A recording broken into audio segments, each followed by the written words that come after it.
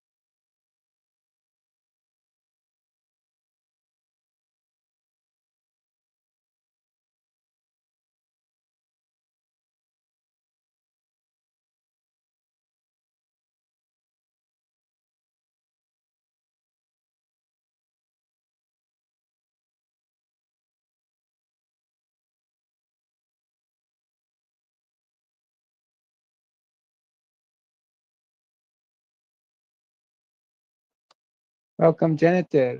Orange party, giraffe.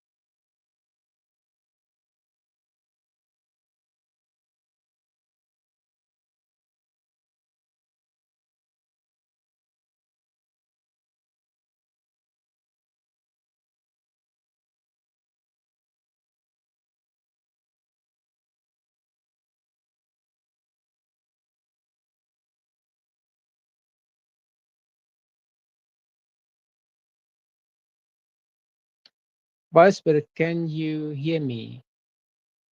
Yes, I can. Wonderful. Let me kick off.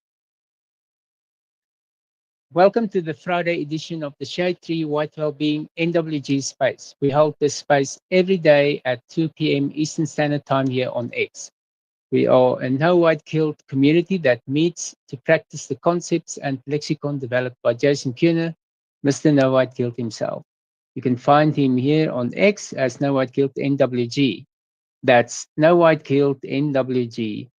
On YouTube and elsewhere as simply No White Guilt, and on the web at nowhiteguilt.org.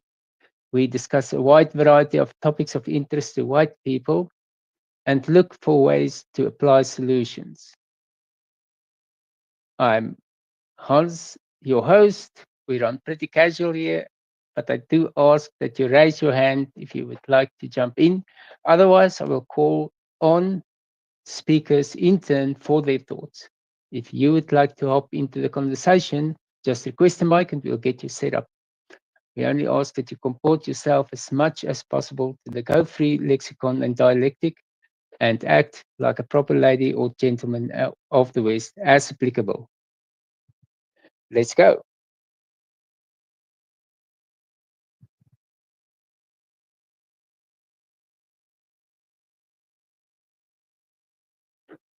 Okay, so by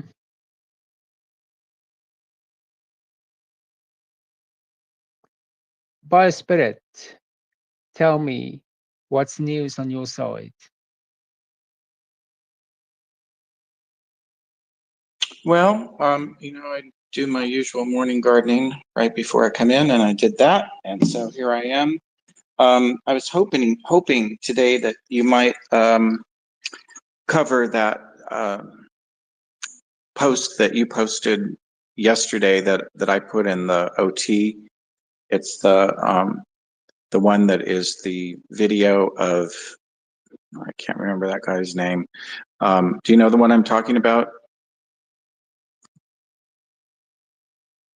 No, I'm sure I will if you give me a clue. The post is by I am yes, you are no, and it's the guy he's saying this is you. Oh, yes, that's an excellent one. I did share that in my family group as well. And yes, I'll do that. Thanks for reminding me. Um, yes, let me get that link. So my Westman of the day, I came to the idea of the two previous spaces. One of the spaces we discussed how the kind of stories we tell our children and how we can arm them and give them a defense against the anti-white narrative. And the other one was the space about the knight, William Marshall, I think his name was.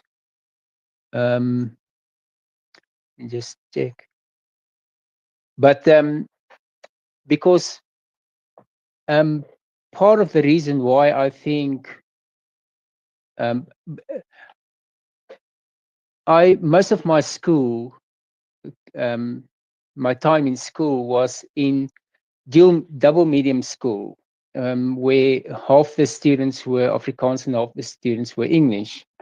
And we had to endure quite a lot of ribbing from the English speaking students, particularly because the Afrikaner, the Boer culture was so demonized, almost like the Germans in after World War II.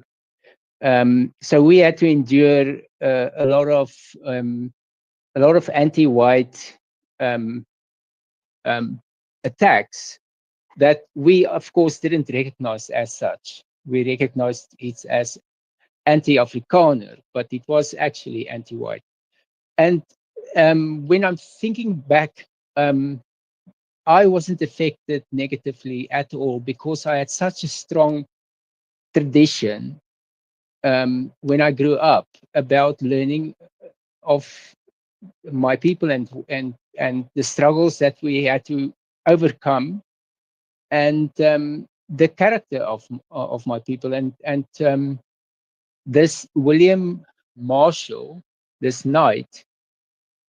My childhood was full of stories like William Marshall, except it was my people. And this Donny-tron that I put into the Jumbotron is one of these characters that we grew up with and we aspired to be.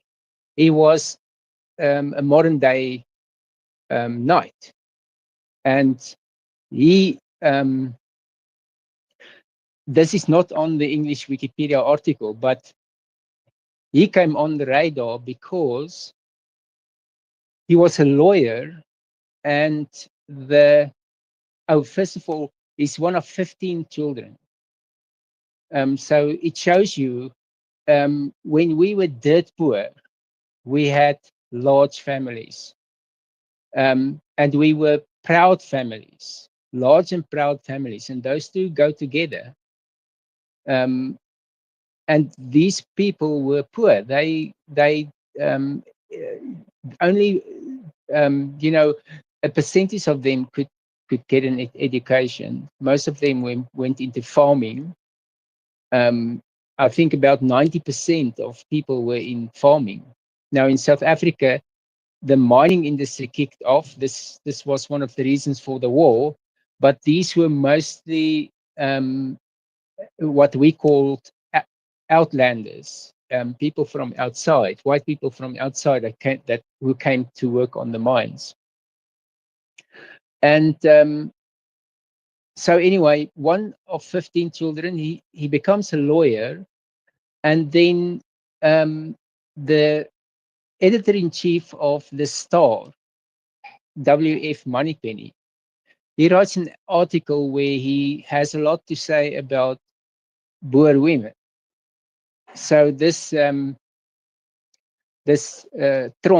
Donny-tron, he gets on his horse. He writes to the newspaper head office, asks to speak to the editor-in-chief. Didn't want to give him an interview, but he found the office, went into the office and broke his nose. Now he was charged and fined, but he crowdfunded his fine. And this is the first time we hear of him in history. And I think shortly after that, he fell in love, got engaged with Hanni Neethling, but just before the outbreak of the war, she died of pneumonia. They were still engaged. They weren't married. And I wonder if he would have done all this crazy stuff if there was a girl waiting for him at home. Because he became, according to Lord Roberts, he became the biggest thorn in the side of the English, of the British. And they even went so far as to put a bounty on his head. He was a similar character to what Ulysses Grant complained about with the war on a war of Southern independence. Grant complained about these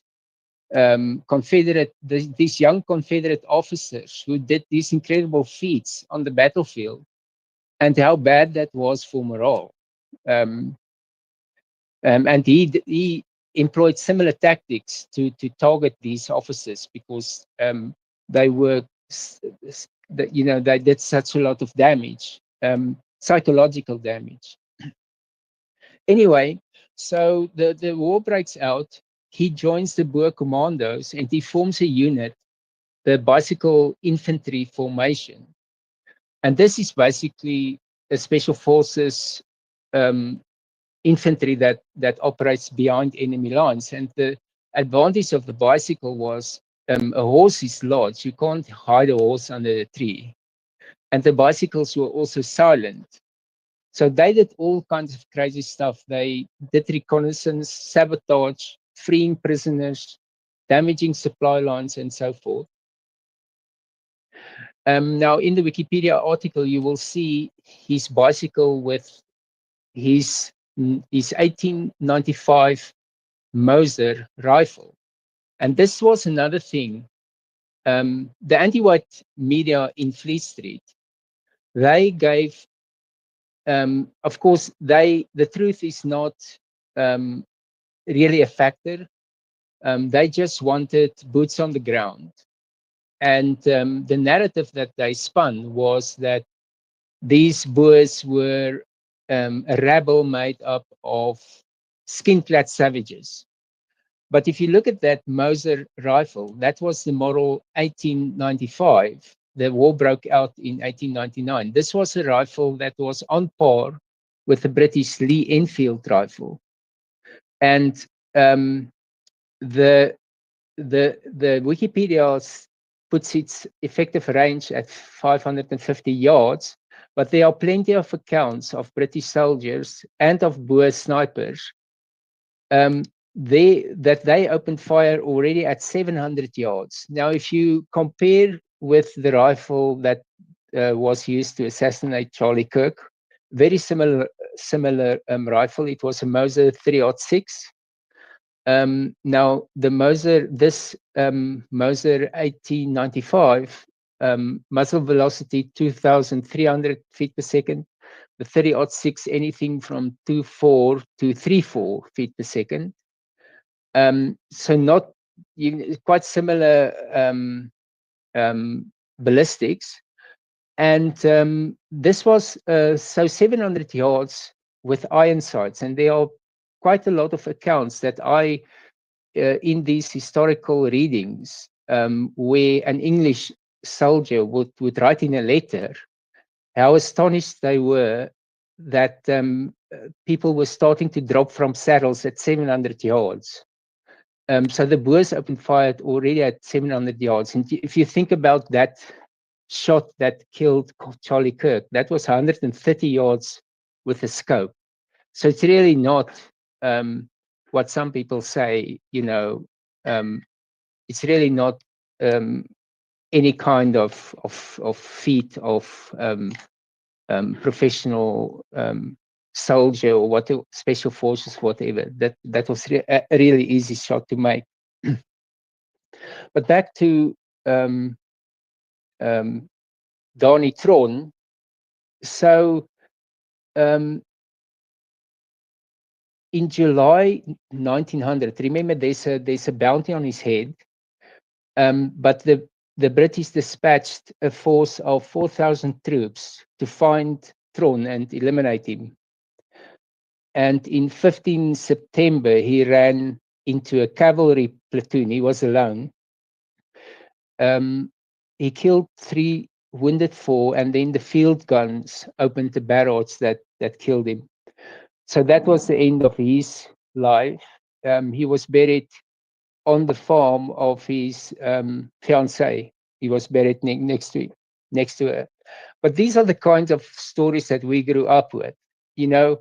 And a common feature of these stories were masculinity, what it is to be a man, character. In other words, there isn't necessarily a positive link between social status and the character that comes from inside.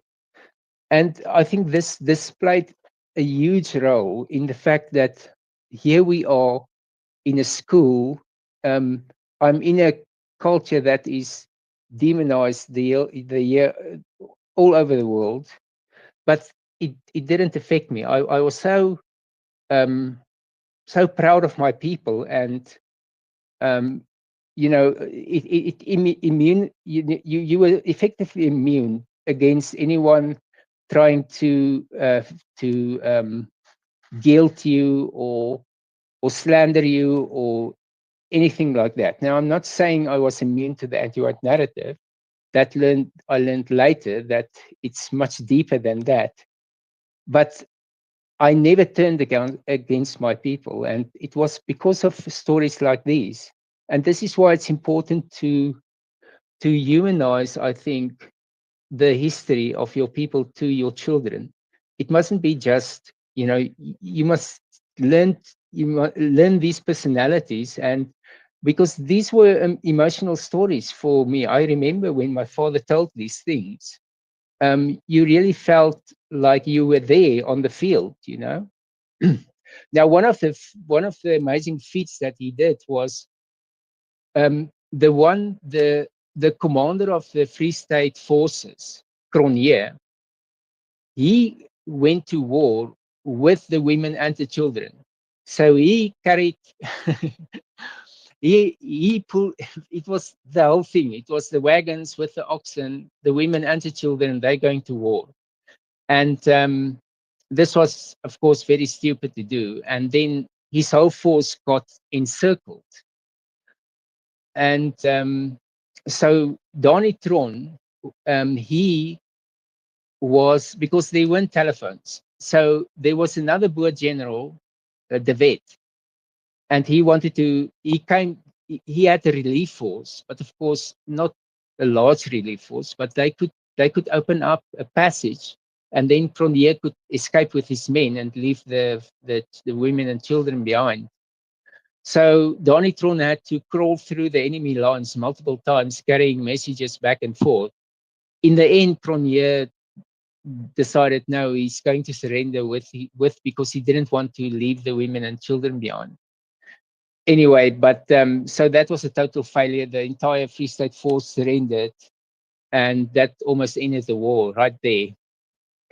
Just another lesson that political leaders don't necessarily make good military leaders. So that was it for Donitron. He was one of my great heroes, not because he died. He was a hero because he was, he was educated. He was, he was, he could be violent, but it was very directed.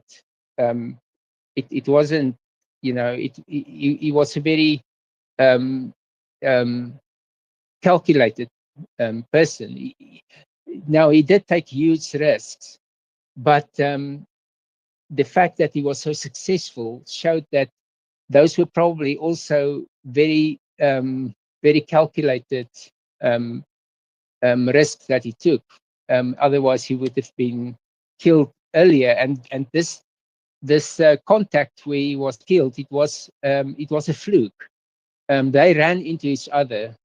He was alone, and it was a fluke, and suddenly he was surrounded and isolated, and then that was that.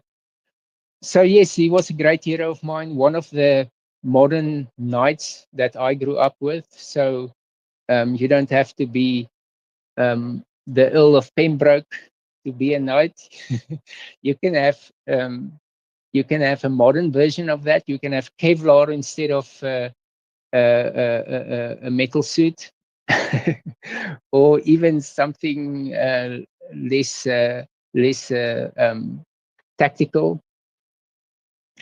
Yes, so that was that. But this men like these are full of. I grew up with these people, and it was just such an incredible thing to know that you come out of these people, and no matter what other people tell you at school, it bounces off you because they just don't know what they're talking about. So that was that for my personal hero. Fire Spirit, thoughts? Yes, I think that is a great representation of a hero. And when you were talking about it, it reminded me of how here in the United States, our heroes used to be taught in school, and they were from the War of Independence, um, and everything was taught from a perspective of morality. And so you had characters like um, a, a George Washington, who was, our first president, um, and he was always portrayed as very noble and very heroic, and and I can't remember. All of a sudden, the name went right out of my head. What, if you have somebody who is a traitor, it is a anyway. There was a a guy who was a traitor, and so he was the moral character that was shown to everybody that that is not who you want to be. And now our children are taught that George Washington was somehow evil, that he was quote unquote slave owner, and all of this negative stuff. And the same with Thomas Jefferson, and so many of our founding fathers have been um, completely had their stories turned upside down. And so our children are taught that we come from evil instead of nobility. And as we all know here, that is pure bunk, and that's pure evil, and that's the anti-whites changing the narrative into the anti-white narrative in order to harm us. And so it's really lovely to see that you got this type of heroic character to grow up to emulate, and to um, have good feelings about your people. Every people needs heroes, and when you see them being destroyed, when you see them being represented by non-whites in media, you know that they're going 100% out of their way to villainize us.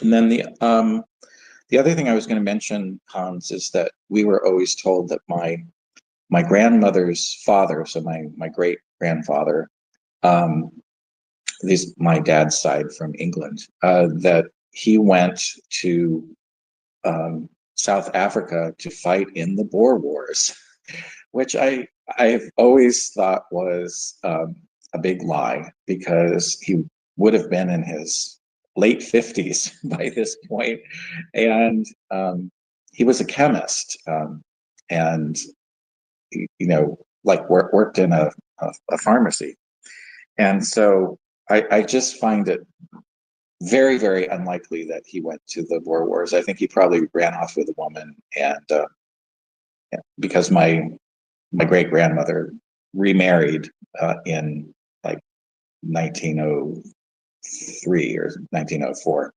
So anyway, we were always told that he went off to South Africa, and I spent a lot of time on my genealogy trying to find remnants of him having gone to South Africa, and there's absolutely nothing. He just disappears off the charts, and I hope he didn't go, because I think that was a terrible time when our people were fighting each other. The Boer Wars is a horrible example of a brothers' war that should never have happened.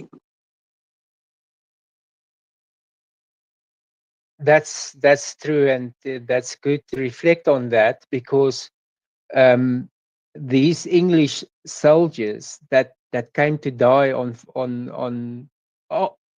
basically Western civilization. They came from Western civilization into Western civilization to die here, far from their families.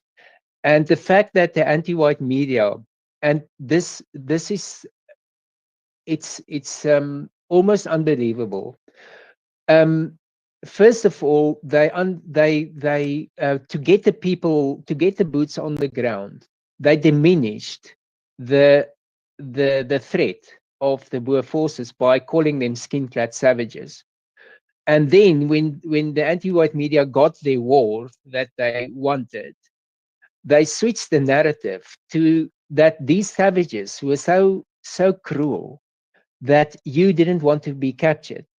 And in one of the famous battles that the Boers captured an English force, it was at the Battle of Majuba. So what happened was they stormed the hill.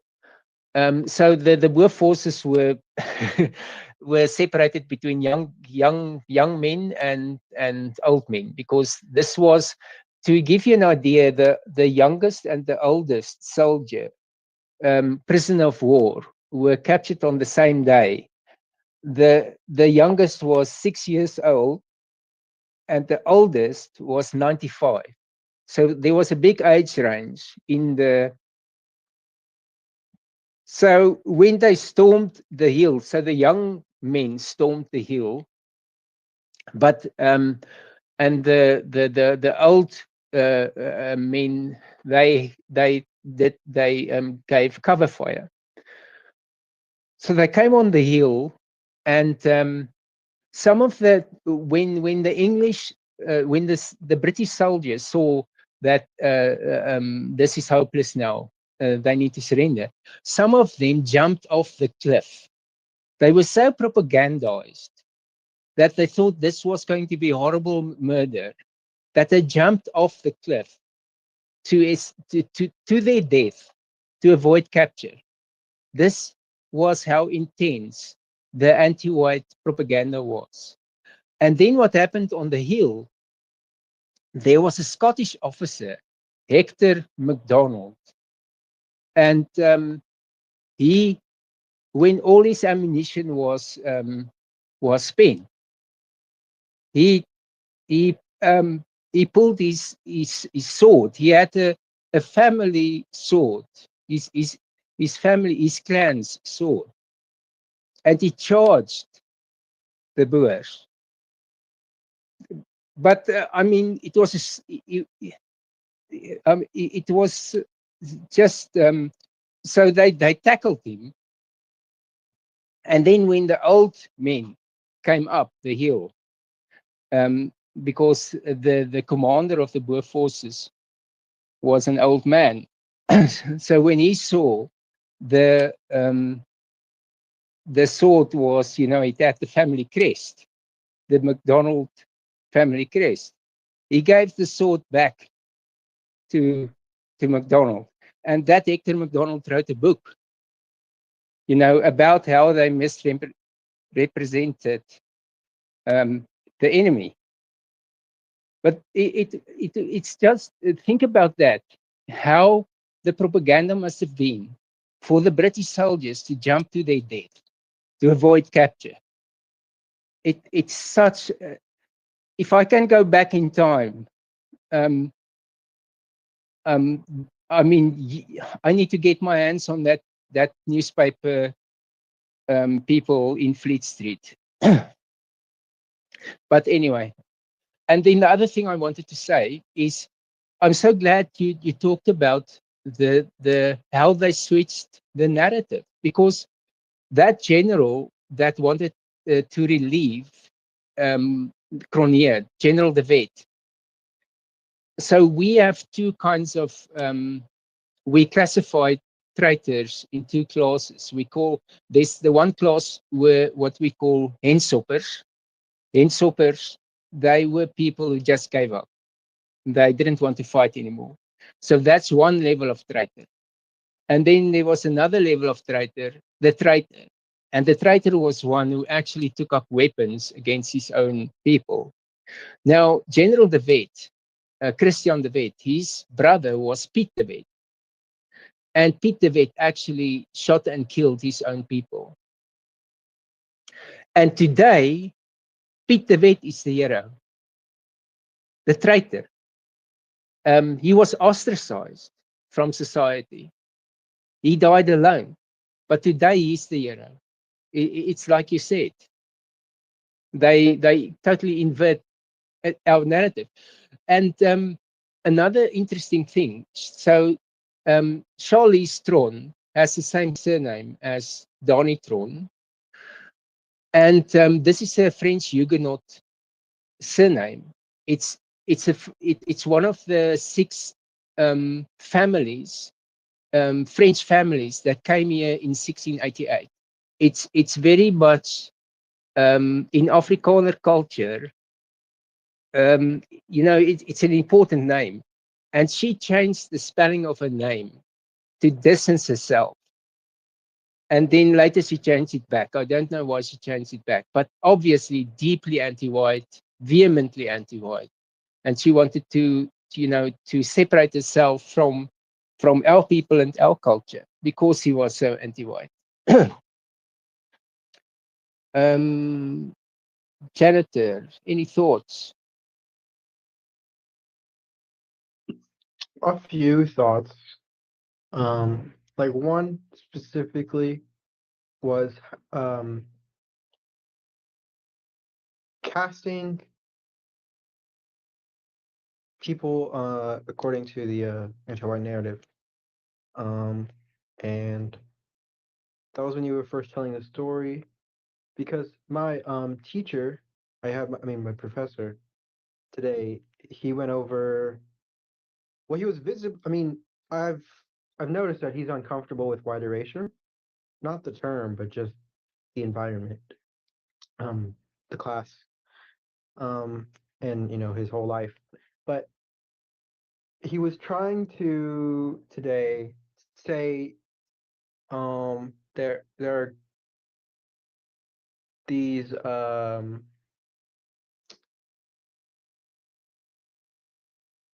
well, I don't know exactly how that pertains to this, but another thing that was also I noted today was the loss aversion that we've been going over, because and I mean, not going over, but we've been touching on it in the Go Free gatherings, and how he was holding two contradictory positions today, and it was about, like, I think economics. I already forgot, but and he was trying to get um you know the class, the students, motivated to go be anti-white, or the,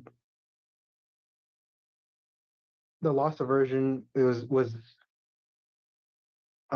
even when he's holding the contradictory positions, and even when he himself is uncomfortable with white erasure, and even though he's still anti-white, um, just was a history class where we bring up the history, um, and it was less about the at least today, it was less about the non-whites and white people, like in other classes it was a lot about that, the difference between the two, but today it was more about just, I think, probably people morally with this thing and the other thing, and I'm trying to load my notes, but it's just not loading. Okay. Okay, so I did put the I did put the so this is a clip that IMS made. It is the first 2 minutes of the video, and it's just the part that basically starts with "This is you." Janitor. Yeah, well, I'm aware of how some people in our community feel about Sam Hyden.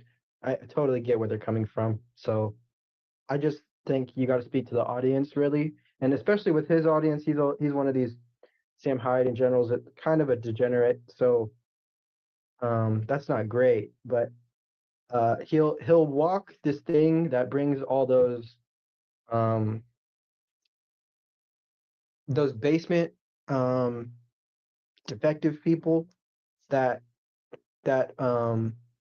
someone who might be considered milk toast white sympathetic doesn't bring in, but also he's a little bit Sam Hyde's is somewhat intelligent, so people connect with him on his also social um the his personality, and I think he might like specifically, and I don't want to do a whole profile on him, but his maybe last year or sometime before then, you could really see that he is confident in himself and this and that, and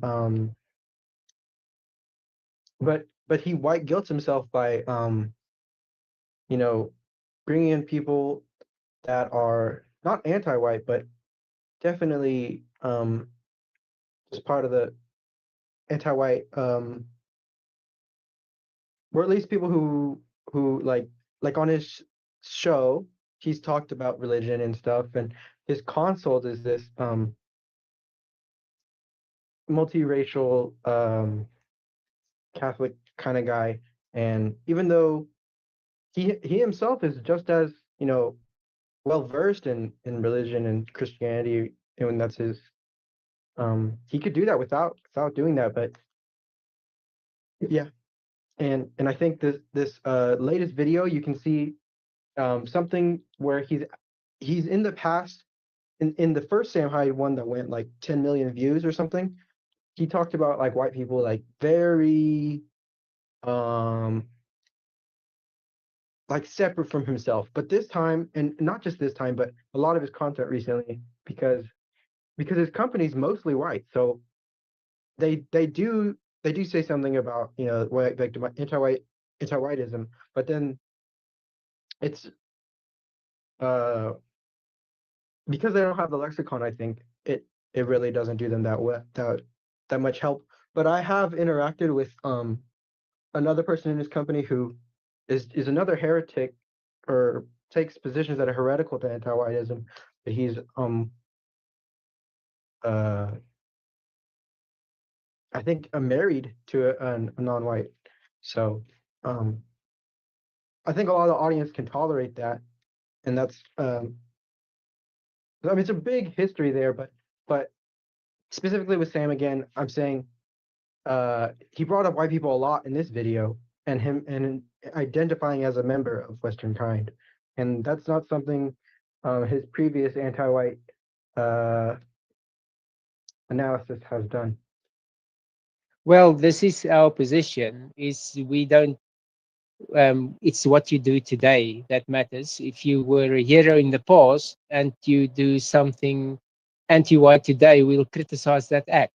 This was he didn't use the lexicon, but this was not at all milk toast. Let me tell you, this was on the nose. This he couldn't have been more on the nose.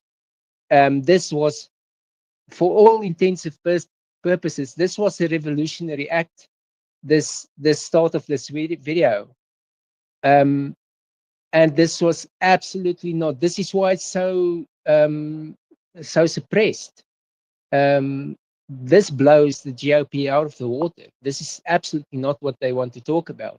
They want to talk about the multiracial coalition, not about this is you, this is your daughter, this is your wife. This is not what they want to hear. So absolutely, this was excellent. And you know what? This was actually on my. I didn't put this video on, but this is what I wanted to talk about today, because um, the explicit white sympathetic sphere, they they they have trouble computing what's happening. Um, and over the last few days, I listened to various content creators, people like Ramsey Paul, like Mark Collette, like Hermes, Steve Laws, and they are struggling getting to grips with this, because previously they had, let's say, a 1 or 2 dimensional view of the world, but now here comes um, 2 incidents close to each other. And after Charlie Kirk, you had this deluge of anti-white demons on TikTok going wild, demons of all races, of various ages, um, unloading about how much they hate white people, basically, without saying it. And this blows this whole thing out of the water. This whole thing of we can focus on one enemy or 2 enemies. Everyone's an enemy. Those people are everywhere. They are in schools. They are middle-aged mothers. They are in universities. They are everywhere at all levels of society, and they brag about it. And for every one of them that crows about seeing a white man slain in public, there are 10, 100, 1,000 of them that stay silent. This is the biggest demonstration of the anti-white morality that we could have. That's this, and I detect the desperation in these people who they don't have a solution. They don't have a solution for this, because they see. I think it's starting to subconsciously. It's starting to bubble up. What if we do succeed in getting rid of this group? What about all these other people? They're still going to kill us. Janitor. Yeah, and I didn't even see that. Basically because I don't watch those other creators, and I think it's for this exact reason.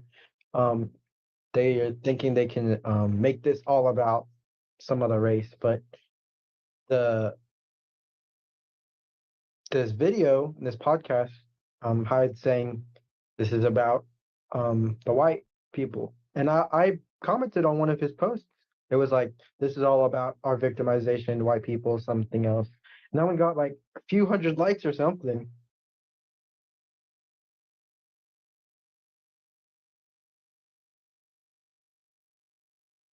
Fire Spirit.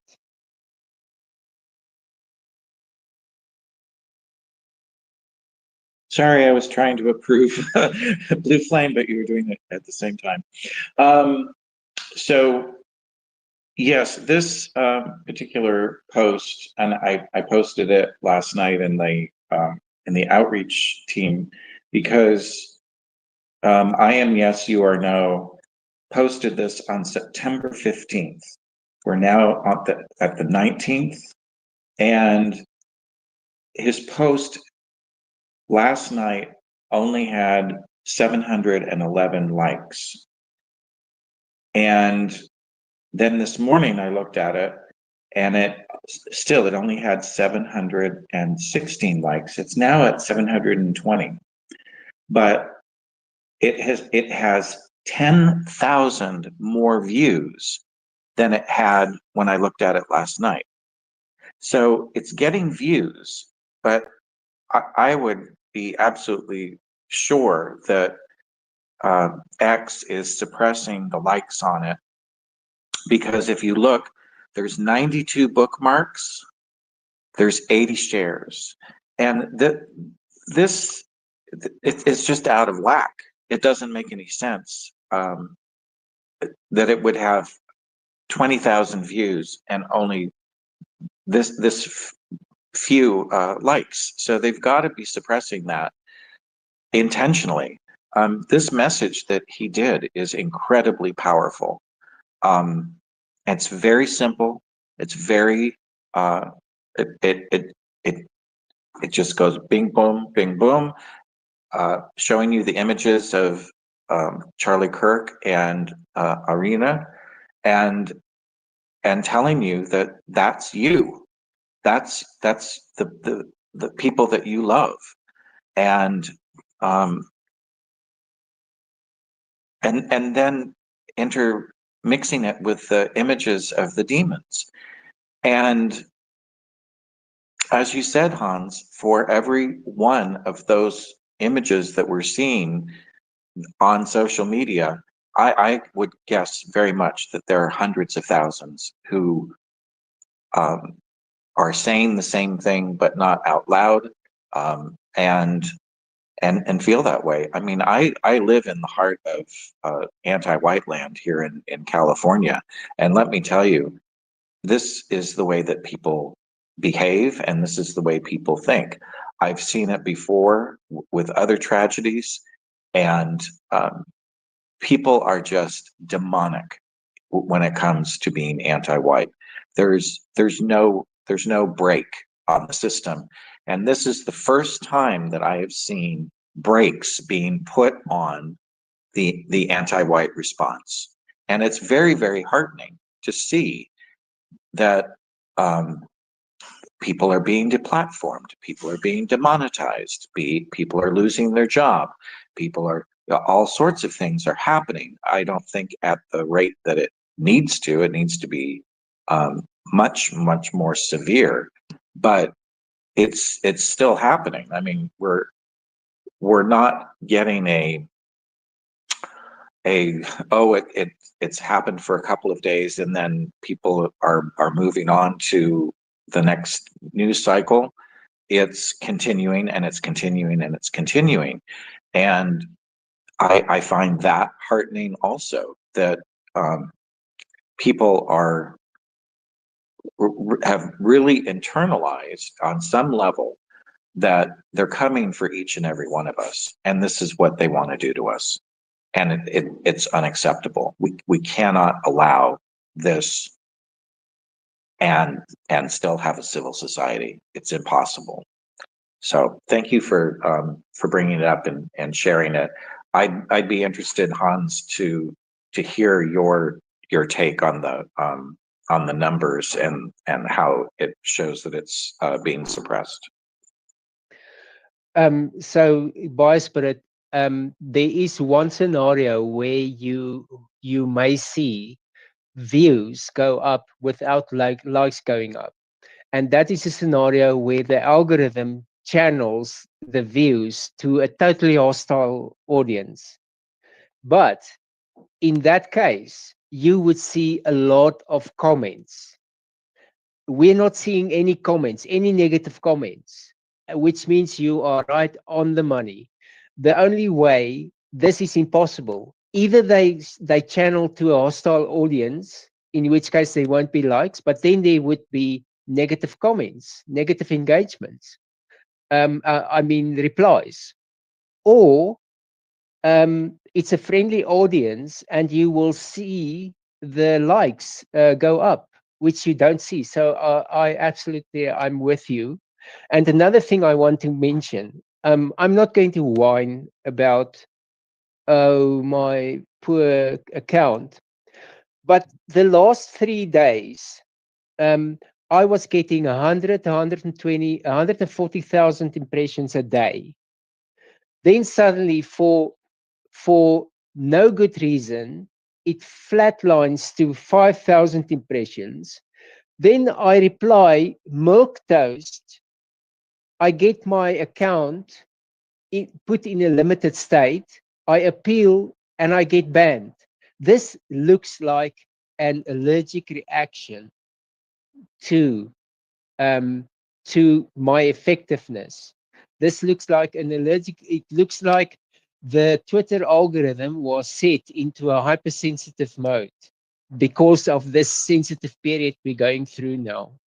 So everyone here, I think you should be extra careful with using phrases like they should be put in the ground, or maybe there's a wood chipper in their futures. Anything like this, I think we should stay away from any retributive or retributive language about the monsters, because I think Jason remarked that these platforms, they have their pet issues where you mustn't prod them too hard because they will just react. So I think just be careful. I mean, my impressions, I get about I'm not, it's embarrassing. The amount of reach I have now versus what I had before, with the other account. It's so don't I didn't make a mistake, so I'm not going to say don't make the mistake I made, but just be careful. Janitor. I like how Biospirit said the getting them fired, and I don't know what you call that, but calling the places, and we see people still doing that. I mean, saw something this morning, like some state attorney general doing it to and anti-whites, and I was what was in the video, it said something like that, and I was wanting to share to the space two things I said to the post this video that were on the original video, yeah. And oh, okay, one of them was to the original video, and the next one was just to audience after that video was posted. So like he posted the video and then he makes a tweet, and both of these got 100 likes each or something. See, yeah, 100 and then almost 200. And I mean, for me, that's a lot. Um, I think also for the views, Hans. Um, I was wondering maybe you could buy an old X account from, because yours was super old, and I think maybe the algorithm can say, oh, this is the old account, and then if you put premium um on it, then maybe it'll go like super top because it's old as well. Maybe you violate something, so maybe don't do that if you don't want to get into trouble somehow like that. I'm not going to spend that kind of money, no. um, what I'm going to do is I'm going to go for about a month just to get the baseline. Then I'm going to blue tick the account and see with the same volume of posts, what does the engagement look like? And then I have a good idea of, do I get value for money? Because I wasn't sure on my older account whether it was even worth it to pay for the blue tick. So yes, I'm going to do it, but I'm going to just get a baseline before I do it, because my posting frequency is fairly stable. So I think that would be a good test to compare 1 month with the next. um, yes, so this, I see, janitor, you are unmuted. Do you want to say something? Um, no, I was not on my end. Okay. Okay, so I put another item in the Jumbotron. Let me just see. Okay. Well, it seems it's not there. Just give me a second.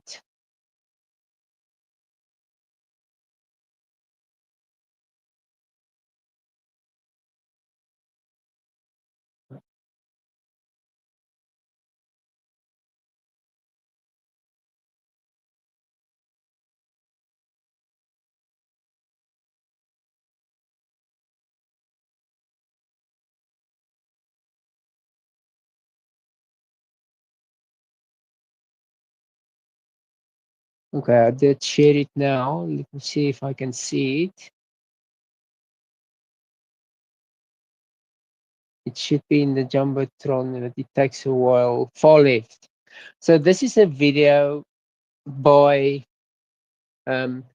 this female comedian, and she made a video about the Irina murder, and it was interesting to me because she is in this.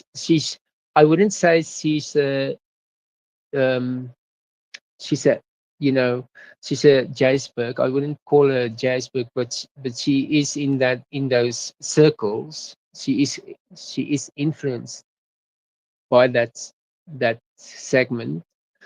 I mean, it was interesting to just so I did watch that video, and I want to check. And I just want to um, Leonardo Joni. It I was couldn't remember her name. So it's I would say it's a good video in terms of the net value that it provides. She says a phrase that she uses, your skin is your uniform. Um, and I think we will all agree with that, although we would like to, it's not just skin. Everyone knows it's not the skin color, but we know what she means.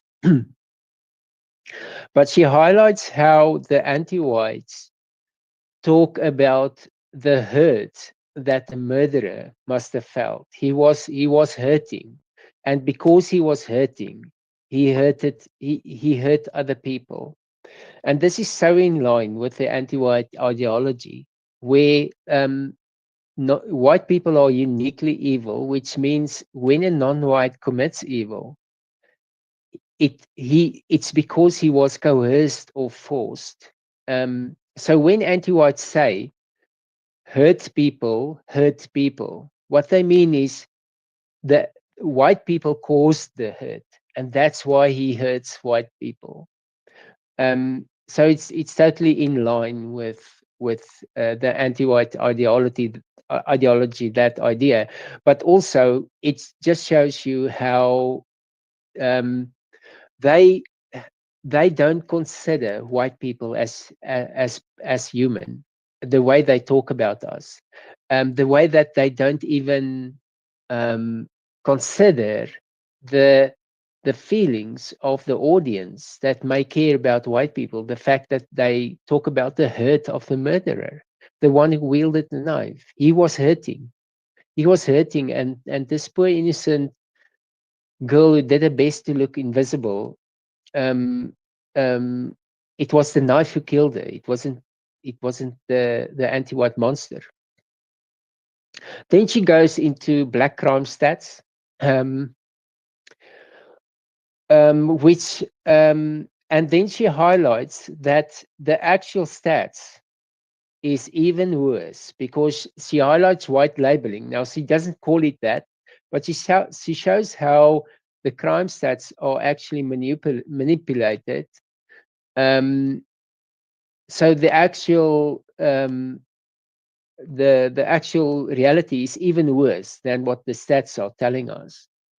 But also, this should be a giant red flag for people like her, because at some point they're going to fix up the stats to the point where the stats will just be the anti-white narrative. So, um, it's like, um, they should start to think about what are they going to do when the stats just becomes the anti-white narrative.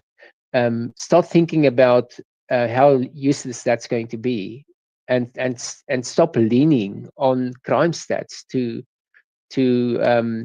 because ultimately crime stats, you are focusing on the deficiencies of the other group, um, the heritable deficiencies of that group, and that's never a winning position. Um, because either these are heritable issues or they are fixable, in which case the anti-white narrative will just come along and say, oh, well, that's an easy fix. We will deploy all these social measures to fix these people. And there's actual videos, interview videos, where Hermes asked this young lady, um, isn't isn't it going to help crime if we put these criminals in prison? No, she says, we must help them with more social welfare, with more medicine, and so totally not understanding what punishment does. But punishment is a measure, is a message to other criminals that there's a cost, and if the cost is too high, they they they're going to feel pressure to not do the crime, especially if the cost comes quickly after the crime. The shorter you make that distance between the crime and the consequence, the easier you make it for the frontal cortex to suppress that animal instinct to do the crime. But um, and this is not hard to understand. I think just she was never exposed to that kind of thinking. She jumps immediately to more medicine, more social welfare, more cuddly love, and this idea that the the answer to hate is more love.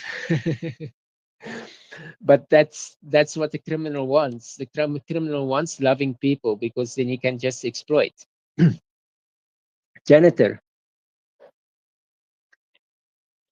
Um, big heart to stumbling because he actually like last week sent a stream comment to Leonardo, and it was about Coda and the Go Free method and something else.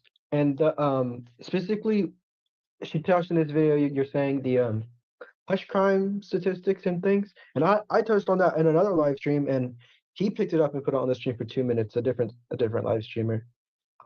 He was totally agreeing with it, and he had put on another comment before, but um, it was just, yeah, the crime statistics are getting cooked, and he could I don't know, but I was thinking that the another thing that went in my history class today was the social programs, and the first thing that came to mind was that anti-white adaptation to the environment. If it's an anti-white environment, then like no job, and because the professor was like, oh, there's never been any social programs, and I was like, when you're lying like so bold facedly, when he was lying, and I was like, there's never been any social programs with like unlimited budget, and I'm like, that's all that there is. And it's like and then early on, another class we had with that professor, he was saying that um the Darwin thing, and how that gets quoted, and then we talked about that in this gallery in the shade tree one time, and I didn't bother bringing it up, but it was it was just like that people do adapt to this, and because his whole thing was that people don't just uh live off of that stuff for like forever. And I'm like, that's exactly what happens. And the people who do it only do it because I think anti-whiteism. So back to the crime stats. So what's the answer if we can't use crime stats? Well, what the answer is that um, we have, first of all, why does crime happen? And then, do people remember the prosecutor of Daniel Penny? How she admitted on video that she let a non-white criminal go because he was not white. That she saw Daniel Penny as an evil man. So obviously, there's a rational argument for why non-whites commit more crime, because they get a free ride. When you um, insist on preferential treatment, special privileges, freedom from responsibility for non-whites, you are incentivizing repeat offenses. Um, so there's a rational argument. We also have an empirical argument. Jared Taylor, in one of his videos about serial killers, he shows how the stats are completely messed up. Serial killers are not what the media is telling us. It's it's a similar skew towards non-whites who are serial killers. But then he mentions 100 years ago, the per capita serial killer stats was the same between the races. So what was different 100 years ago? What was different was there was a lot less anti-whiteism in the legal system, in society, everywhere. There was a lot less anti-whiteism. So this is the answer for crime. It's, if you take away anti-whiteism, that doesn't mean blacks are the same. It doesn't mean they are the same. They have different predispositions. But the fact that they act on those predisposition is because we allow it. And the reason why, not we, it's because anti-whites allow it. And when we end anti-whiteism and as a consequence, the white erasure of our Western norms and standards, that will stop. This crazy anti-white monster who had 14 previous arrests, he wouldn't have walked the streets, because what's happening after the 14th time that he walks? He's feeling like a god. He's feeling like he can go in the street and decapitate someone and nothing's going to happen to him.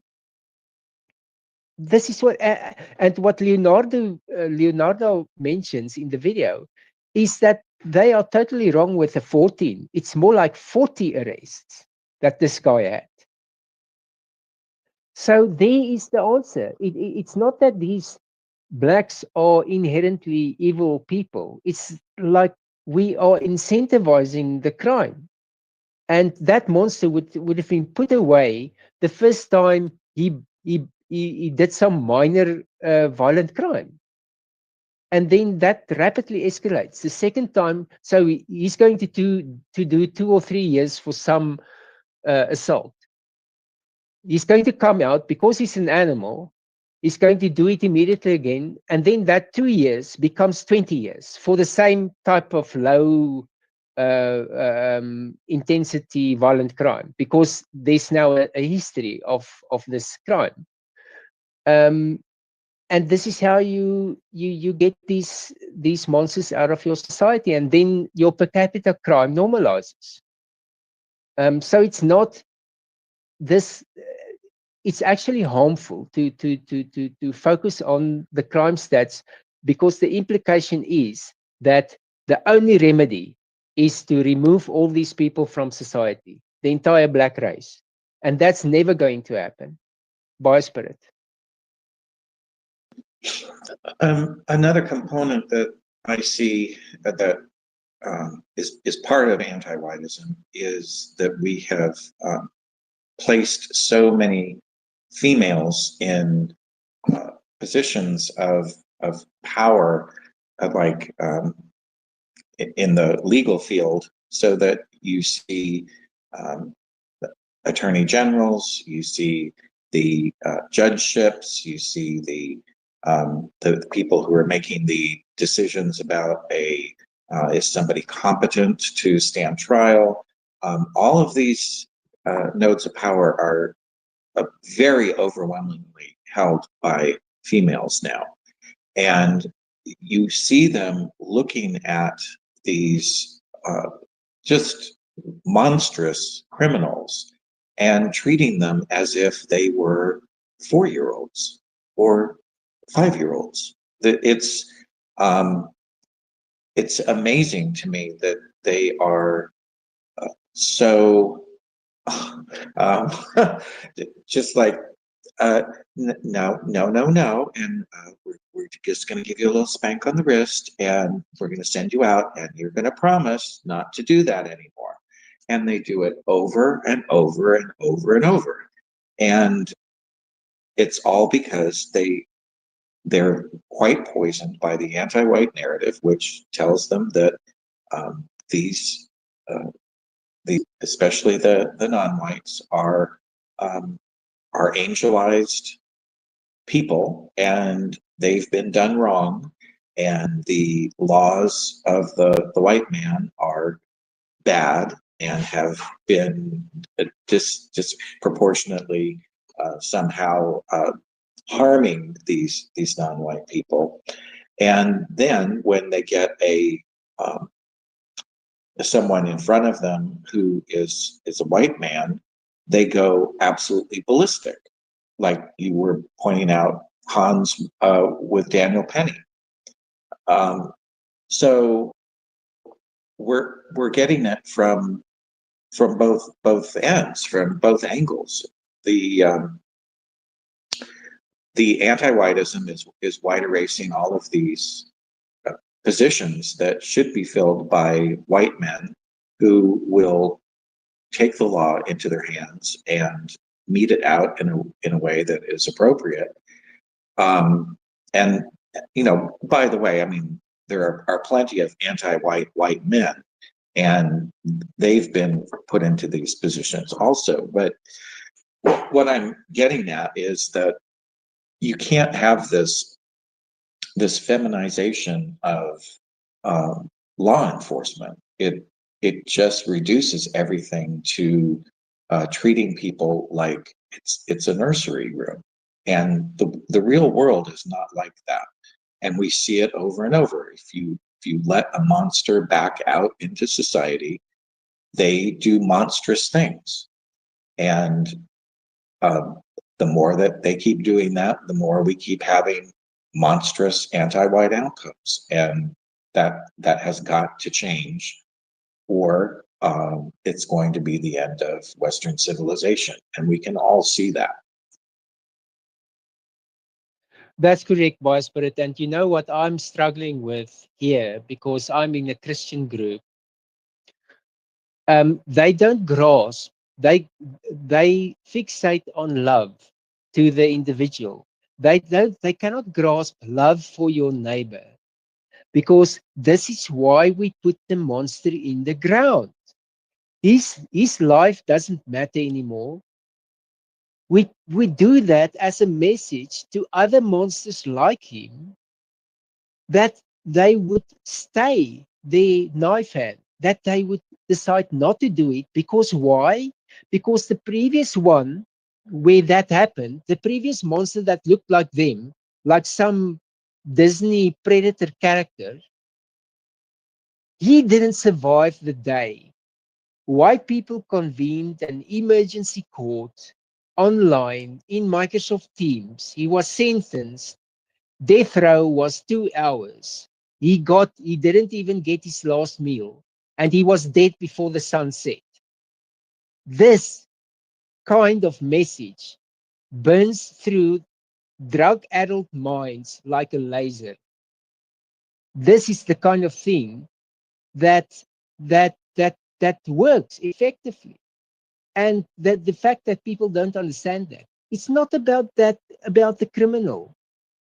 It's not about him. It's about the thousands of other criminals who are going to harm 100,000 other people.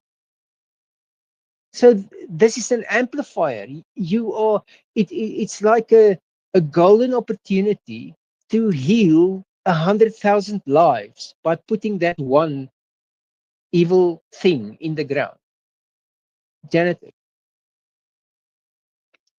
Well, Hans has mentioned this topic before about the dial back time to less anti-whiteism, and this is the best discussion we've had.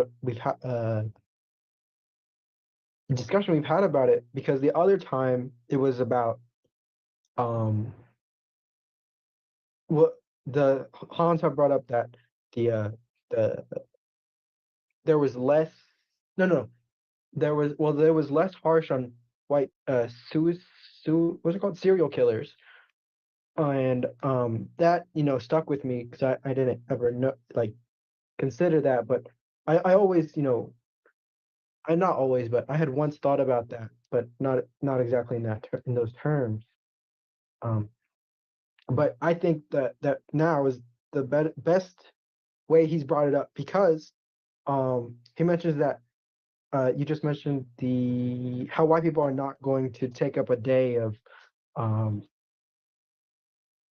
a grand killing or deportation against non-whites for simply uh, their birth, and how it's actually harmful to not think about that, um, as I mean, even what's his face, Slots. He said something like that in a tweet like yesterday or today, and how intelligent people, if they're not gonna mention the morality and just think about, oh, intelligence says get these people all away, but you're not considering the that all white people have the moral matrix, the morality, who need the morality, because I'll see even in my anti-white professor how when he wants to not be in this uncomfortable white erased environment, but he doesn't have the he doesn't accept, well, he's not been presented with a white positive morality, so it's you can like see it in their eyes, uh how they still need a morality and how they're uncomfortable, and so that's why normal white people are not going to ever take up, I don't know what you call that, but yeah. Well, your professor, he feels the biospiritual friction, the biospiritual incompatibility. And then what's happening, because he's in the anti-white narrative, he feels guilty because of it. So his own biospirit is reinforcing this death spiral of white guilt. So to break out of that, he has to break out of that is to get the message to them that we are not the same. It's not the similarities that make us the same, it's the differences that make us different. And there's nothing wrong with being different. There's nothing wrong with being white, with having Western instincts. Because if that was wrong, then it would be wrong to have a Western norm like consent for sex. Because that's a Western norm. It's not a universal norm. Objecting to molesting children is a Western norm. And that's beautiful. And that's good that we are different in that way. But of course, in the anti-white narrative, to say that other people don't hold those norms, that's going to be heresy to anti-whiteism. But I think the key is for these people is that meme curative, that it's not the similarities, it's the differences. And there's nothing wrong with being different. I mean, they love saying that, don't they? But what they usually mean is think different means think more anti-white. That's what they mean. Because right now, if you are going into any corporate, America, corporate South Africa, corporate anything, if you love white people, you are the different one because there's no one else like you on the floor. So think different means think white. That that's what it means. Um, but let me continue to the next point that Leonardo raises, and this is the fact that only 2%, because they have this. So she touches now on retributive justice, but she doesn't call it retributive justice. She calls it something else. Revenge or something else. But basically, retributive justice, this anti-white concept that we are responsible for grievances committed by some other white person in the mists of time. Now, when I put it like this, of course, then it becomes clear that this is ridiculous, but this is not how the anti-whites would frame it. They would frame it something like, your ancestors did these horrible things, you benefit from those horrible things they did to my people, and now you need to give back some of those benefits. This is typically how they would frame it. But now, what Leonardo says, and this is where she goes wrong, and this is less than 2% of whites own slaves. This is correct. Now, if all you're doing with that is pointing out um, how this is really just a pretext that they use, but if this is the core of your argument, it's bad because you accept the unspoken premise that we are collectively responsible. But guess what? Only 2% of us are responsible. So most of us can go free, and I'm one of those. But if you are the white descendant of a slave owner, sorry for you. No, this is not the argument that we have. This is not the moral position. The moral position is atonement cannot be given for a grievance never committed. As simple as that. So this takes care of the slavery argument. Then she goes on and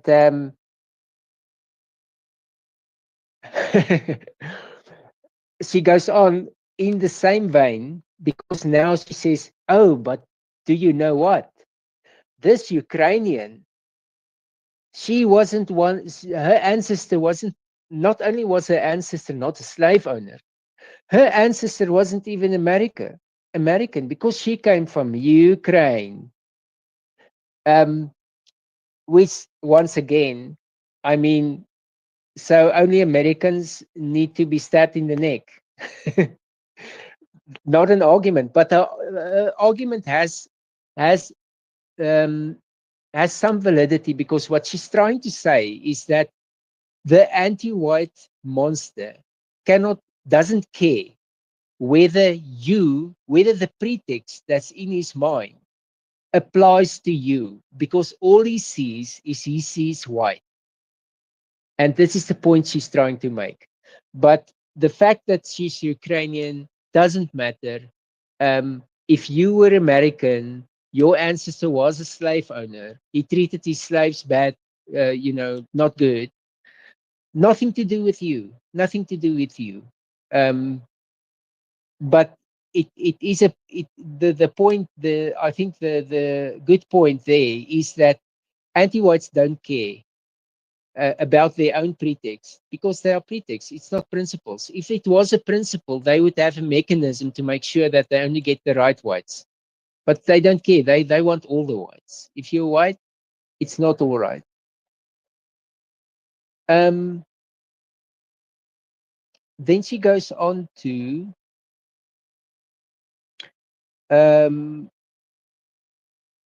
she mentions the anti-whites. oh, she goes on to say that um, this is the the difference between the black on white versus white on black.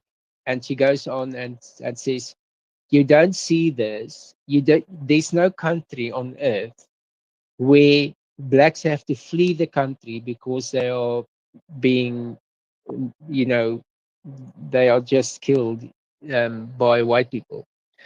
Um,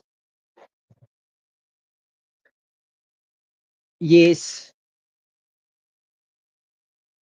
I think this is basically the same argument as the stats argument. It's basically it's just another form of the crime stats argument. Um, so the same thing applies. Um, we the reason why you see that is because of the fact that justice isn't blind. Justice is anti-white, and this is why white criminals they get punished. Well, actually, I don't know if you've noticed, but we are seeing more and more white criminals go free as well. And this is what Jason mentioned the other day. The white erasure of our Western norms and standards, it also affects the standards applied to white people. So you are going to see white serial killers, white rapists, you're going to see them go as well. The one time when a white person will get nailed to the cross will be when he cares about white well-being. Then he's nailed because that's the ultimate evil in the anti-white morality. Um, she goes on because the Van Jones, because the anti-whites have no awareness of how they look when they show compassion for the murderer. They were talking about all the hurt this this monster must have felt to do what he did. How he must be hurting, and that's why he's hurting people. He the amount of hurt that he dishes out shows how much he's hurting. This is how sick they are, and they are not aware that they look that sick. So another thing Leonardo says, which I think everyone agrees with, is don't um, your phone is not helping you in that situation. Your phone is your situational awareness is important. It can save your life. So put your phone away when you are in a potentially hostile environment. I agree with that. Um, and then she remarks on the social safety nets. And this is where I agree as well. And this is the fact that anti-whites want to solve the crime problem with social safety nets instead of consequences. They think in their model of crime is that the reason the crime happens is because you didn't put a soft blanket over the black man when he went to sleep. You didn't give him a teddy bear so that he had sweet dreams. This is the kind of thinking. Instead of um, when he murders someone, you show to his buddies that their friend can no longer be their friend because he's no longer around. Um, so totally different model of consequences and the effect on the psychology of the criminal. Yeah, so there's not a lot. I mean, I agree with her. We shouldn't cuddle criminals because then you incentivize crime. And then she remarks on collective guilt. And once again, this I strongly disagree with this notion that okay, so if we have to have collective guilt, we're going to give you collective guilt. So now that black monster, anti-white monster, he killed one of us. Now the entire black race is on trial. That will never work. That is absolutely wrong because of the anti-white social morality. Um, it's never going to work for us. So don't agree to that deal. It's a deal with the devil. No, we reject collective guilt. Atonement cannot be given for agreements never committed. That's the point. So no, we are not personally responsible for grievances committed by some other person just because the other person is white, like us. So totally wrong there. It's never going to work for us. Collective guilt is always going to be used against us. So no, that's not a bargain I want to agree to. Janitor. I had written two meme curatives today, and one of them was the something you touched on right now was the anti-white narrative that the West has set up for Western kind is fiction, and I think that had to do with um the love out of just for an individual rather than an entire people, and I think the other one the other one is was the white children grow up being told they're born guilty into an evil race and that they are doomed to atone for making war on their own people.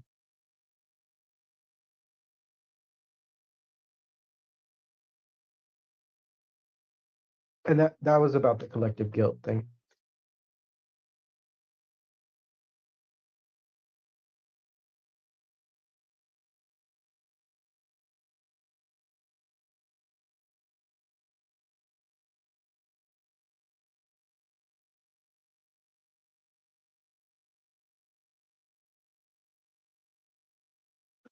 I'm not sure what's become of Hans, so I will jump in here.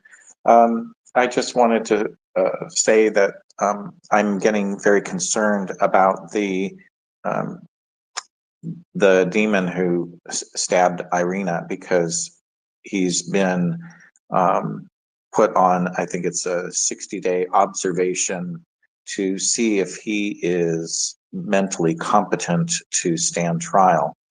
And we're also seeing that um, the anti-white narrative, as Hans was earlier pointing out, is absolutely pouring out into the media to try to get as many people as possible to feel sorry for him rather than for Irina.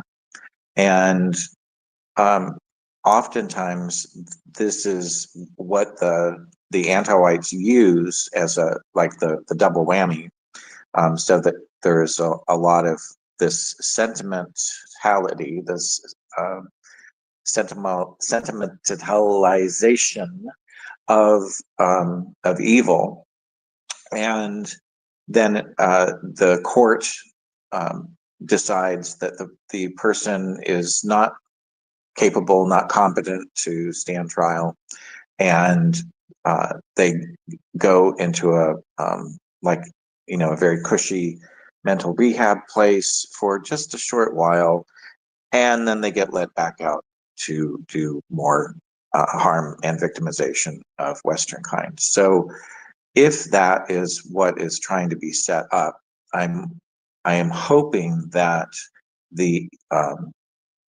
the Trump administration is looking at that and keeping an eye on it, and is not going to allow that to happen. But um, we just don't know.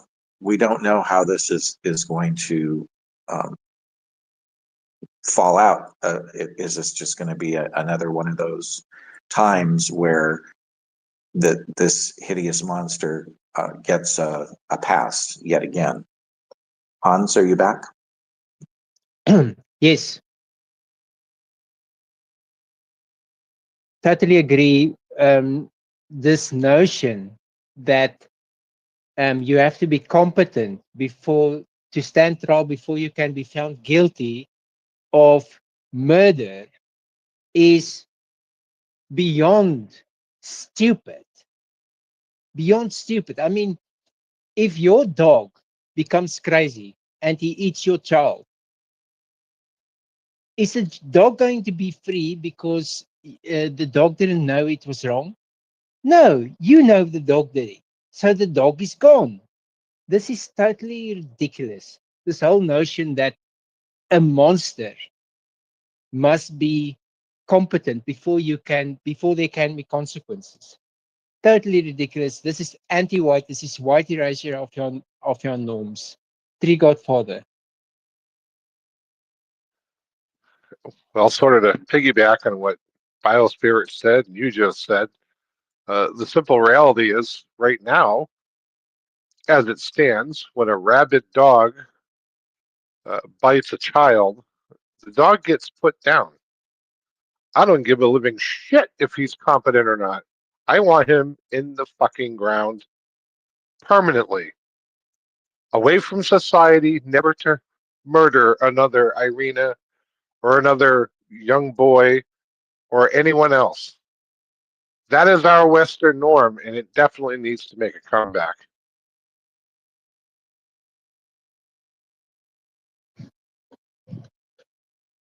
Yes, multiple reasons for why that must be so, but the preeminent one is that this is our norm. This is our norm that we created for us because we need it to stay healthy as a society.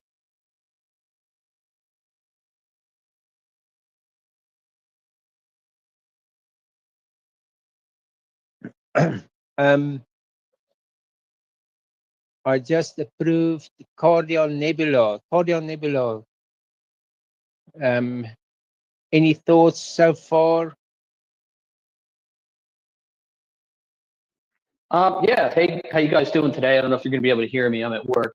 I just wanted to comment on what you guys were saying. Is that basically it's the same outcome? You know, if he's having some kind of a mental crisis and he becomes murderous, all the more reason for him to be, you know, like a dealt with like a rabid dog.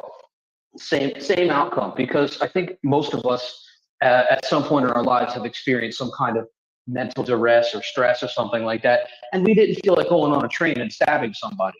So you know, when somebody loses it, when they break, that's just what they do. Well, they can't be part of society for, you know, however we decide to deal with it. That's all. And I would go further and say that there has to be serious consequences. Otherwise, the message is not going to come through to these drug-addled monsters. And that means if you put him up, what is effectively a hotel for the rest of his life, that's not a deterrent. That's not going to be a message. The message is going to be, here's a hotel, it's very expensive, you have 3 meals every day, cushy job. Cushy job. You haven't seen a job this cushy because all you need to do is sleep, go to the gym, browse the internet. The most cushy job in the world for the rest of your life. All you have to do is stab a woman in the neck. If that's the message, then this is what we see. So and that's just one side of the argument. The other side of the argument is who's paying for that hotel in the sky, or that forever hotel, the Hotel California. Who's paying for that? You are victimizing the white taxpayer after you killed his wife, his sister, his mother. Now you victimize him again by making him pay for this Hotel California that the guy is for the rest of his life. He's treated like royalty. So yes, multiple reasons. But the most important one is we want that message to arrive with a mental clarity that if you harm our people, you are going to go into an express lane that's going to go so fast you're not going to see the next sunrise. This is your last sunrise. Cordial.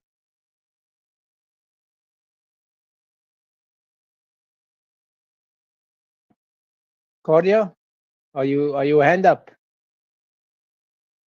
Hear me? Yeah, can you hear me? Yes.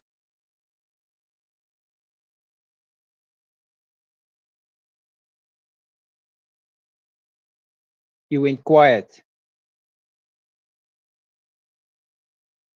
I think your reception is spotty, so give it a moment. Let me go to janitor and see if your connection issues are sorted out. Janitor.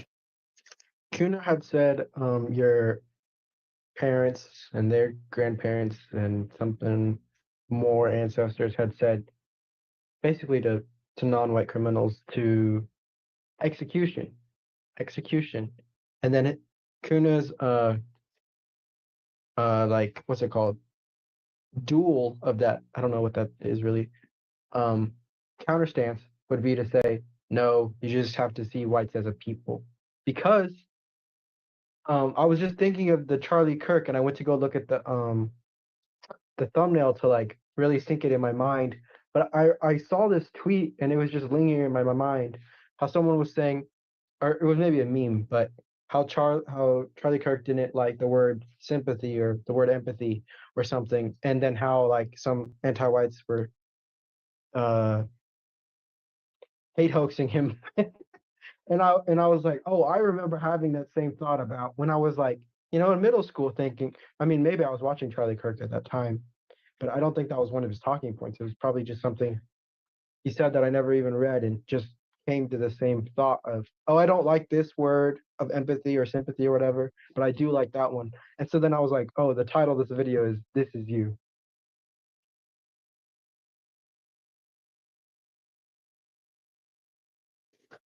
Yeah, that 2-minute video is solid gold. That's what our people need to hear. And what Leonardo now, fortunately, this video that she made about Irina, she didn't lean heavily into the Middle Eastern angle that they are trying to attach to this. So that's good, because this is one thing that we don't need. We don't need, every time white people are victimized, to change the whole conversation to, let's talk some more about Jews. Why don't we talk about Jews a bit? This is the last thing that I ever want to hear when we are victimized. And this is where, unfortunately, Leonardo doesn't do it here. She has some, she makes one or two offhand comments, but this video is more or less, on target, except for, these points that I um, um, that I handled, but it's really minor points. It's it's just some realignment, but she's mostly on target. And I really love how she focuses on, or she's really focused on our well-being. And I think she would be, the go free method would absolutely fit like a glove for her, because it seems like this is all she cares about. And the only reason why she goes off on Netanyahu or whatever is because she perceives him as harming us. So it's all good. Leonardo, I think, is is a good. She's solid gold. We just need to, if we can bring her into the fold, she will be a great asset. I mean, she's courageous as well, because she goes out in the public, and she's a comedian. So, I mean, for a woman to do that, she puts herself in harm's way. If someone wants to harm her, I mean, um, then Trump's security couldn't help him. Trump was effectively assassinated, but for the grace of God. so there's anyone who goes out in public, if the Secret Service, well, we know the Secret Service didn't really try very hard, but I mean, if Trump is vulnerable, you know, everyone is vulnerable, and so I applaud Leonardo for what she's doing. Claudia,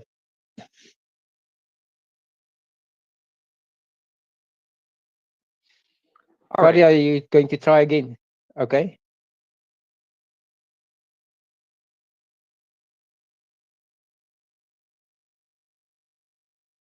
I think your connection is just not doing it for us today.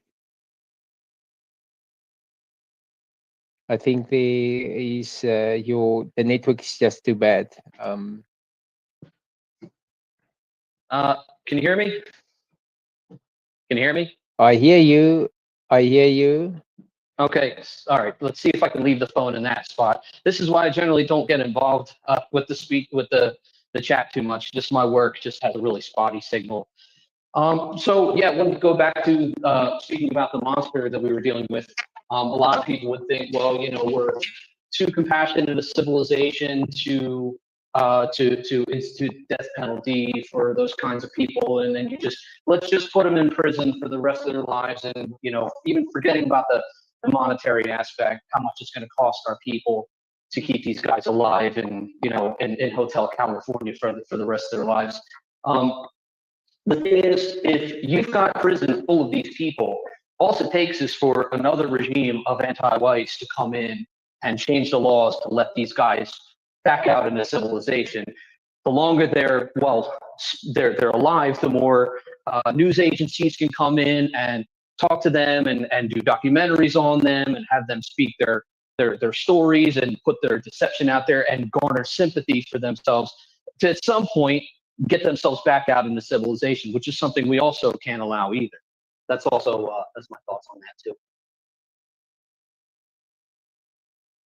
Yes, absolutely. So, there's a lot more, that I want to talk about, but these are all, you know, fairly long, long discussions.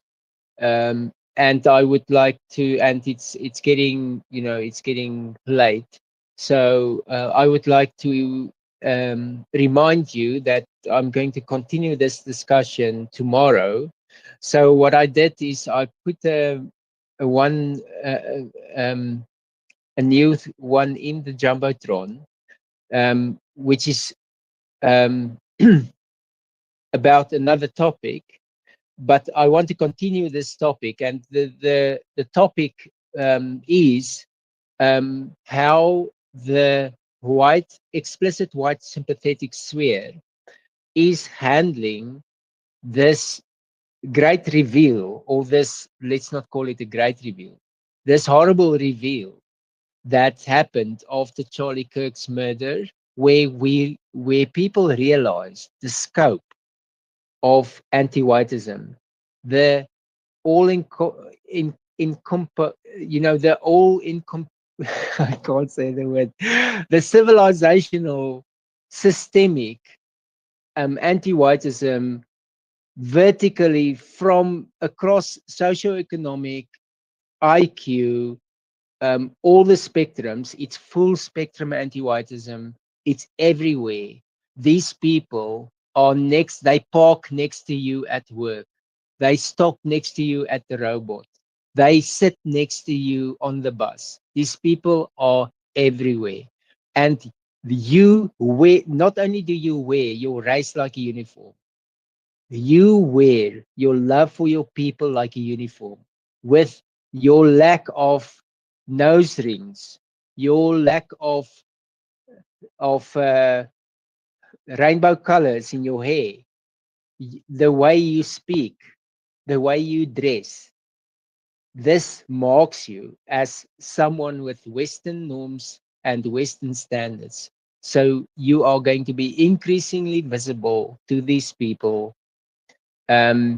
you're not going to be, there is no escape. And I want to continue this discussion because the white sympathetic sphere, the explicit white sympathetic sphere, they may not be able to articulate it, but there's a desperation that are creeping into their language. And Leonardo is now one of those who are on the positive side because she sees this as a problem that can be solved. But it gets much worse with the ones who are deeper into the anti-non-white sphere. It gets much worse because for them, it seems there is no hope. But we, of course, have the answers. And I want to keep this discussion going tomorrow. So I invite you to please remember to tune in tomorrow, same time. But right now, I just want to have a shorter subject, which is far left of the Jumbotron. It is this lady, she's a nurse. Now, I know a few nurses. One of them did a lot of work in America as well. And she is a mother, she's a nurse. She was let go because, as she termed it, politics. But of course, it's exactly what I said now. They can see you.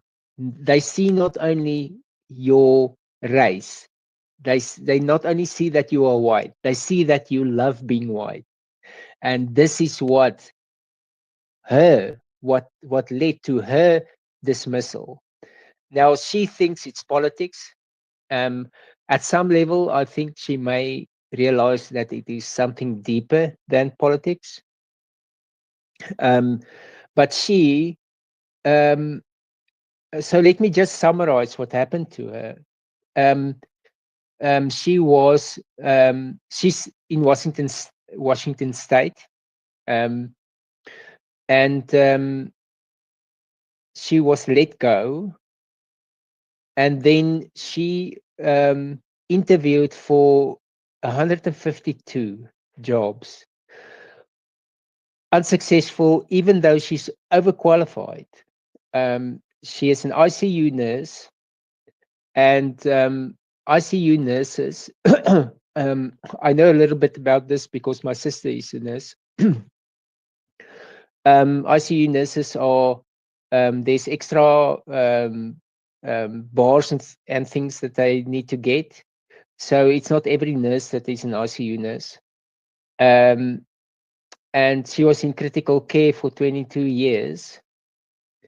And she lost her job when she was when the mandate came to be vaccinated.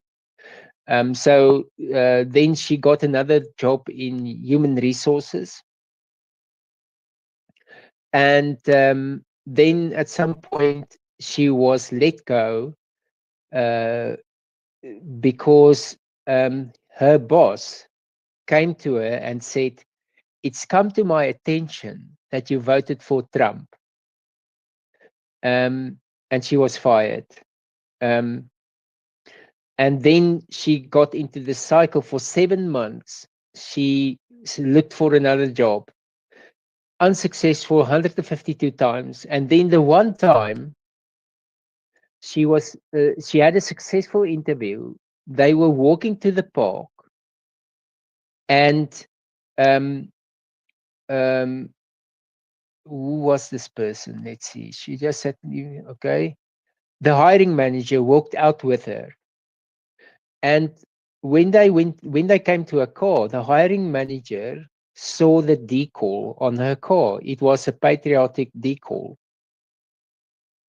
And the hiring manager said, you might want to drive a different vehicle to job interviews. So she asked the hiring manager, what do you mean? And the hiring manager said, even if I hadn't seen your Patriot decals on your vehicle, the next step we would do is to research your social media. And if we found anything about conservative views, Republican views, right-leaning views, we wouldn't hire you. So the message to her was, she must scrub her social media, take off the decals, or don't plan to interview for any jobs in Washington state. And I absolutely believe her. This is a believable story. Fire Spirit. Yes, I can see that that would be a believable story 100% because this is, again, how all of the nodes of power are in the hands of anti-whites. Very, very few places can you go, especially in like here on the West Coast, all up and down through California, Oregon, and Washington. There are very few places that would not be exactly like what she's describing. And and it's very worrisome because, as you said earlier, Hans, those of us who are heretics to the anti-white narrative, we now stand out like sore thumbs because we don't have the purple hair, we don't have 50 million pieces of metal sticking out of our face, we don't have crazy looks in our eyes, and we're not cheering on assassinations. So it's very easy to see who is who these days, and the anti-whites are so emboldened because their nasty morality is the de facto morality of the West. So there's no repercussions for them. You can say, oh, well, it's against the law to do this kind of, refusing to hire someone because of their politics or what they look like or all of these things. We have laws against that. Well, that doesn't mean anything because the courts are anti-white. The lawyers that you want to hire are anti-white. The jury that you would get is anti-white. So what difference does it make? You can then complain to the government agencies that are supposed to enforce the laws that we have against being discriminatory towards our people, and you would find the exact same thing. So there is no recourse once you get to this point where you've been finger pointed, you've been labeled, you've been ostracized, and especially when you then get out of the labor force for a certain amount of time, then everybody who interviews you thinks that there's something wrong with you. And certainly what she was saying about how all companies now look at social media, and if you don't give them a social media account to look at, then they just automatically eliminate you. So you can't even like say, no, I don't have, I don't have an X account, or I don't have a Facebook account, I don't do social media. Then poof, they put a line right through you. So you have to show your anti-white credentials, or you don't eat. And it's getting more and more and more like that. Now, is it 100% like that? No, but depending on where you are in the United States, it's getting very much like that, certainly in the urban areas. And I would guess that it's the same way in the UK. I would guess it's the same way in Germany and Australia and Canada. So our people are experiencing this to a huge degree. And so conversely, where we have this brief, hopefully it will continue, this brief reversal where these hideous monsters are getting fired because of their just disgusting behavior in reaction to Charlie Kirk and Irina. now they are suddenly crying and saying, "Oh, this isn't fair and this is terrible." When they've been doing this in reverse to us for decades. So, yeah, I don't know what else to say about that. It's definitely going on, and it needs to stop. Well, I just want to say the meme curative that Jason mentioned the other day, namely, now I have to formulate my words correctly. We are not going to let ourselves be virtue trapped into values that anti-whites don't hold. So they are trying to tell us, oh, don't cancel us. Don't cancel us. You complained about canceling, but they don't hold those values. Sorry for you. It's not canceling, it's consequences. So, yes, we are not going to get ourselves virtue trapped into values that you yourself don't hold. So, sorry for you. Ardent Party. Yeah, hi. It figures it takes till the last topic of the day before I feel like speaking. But I hope everybody's doing well.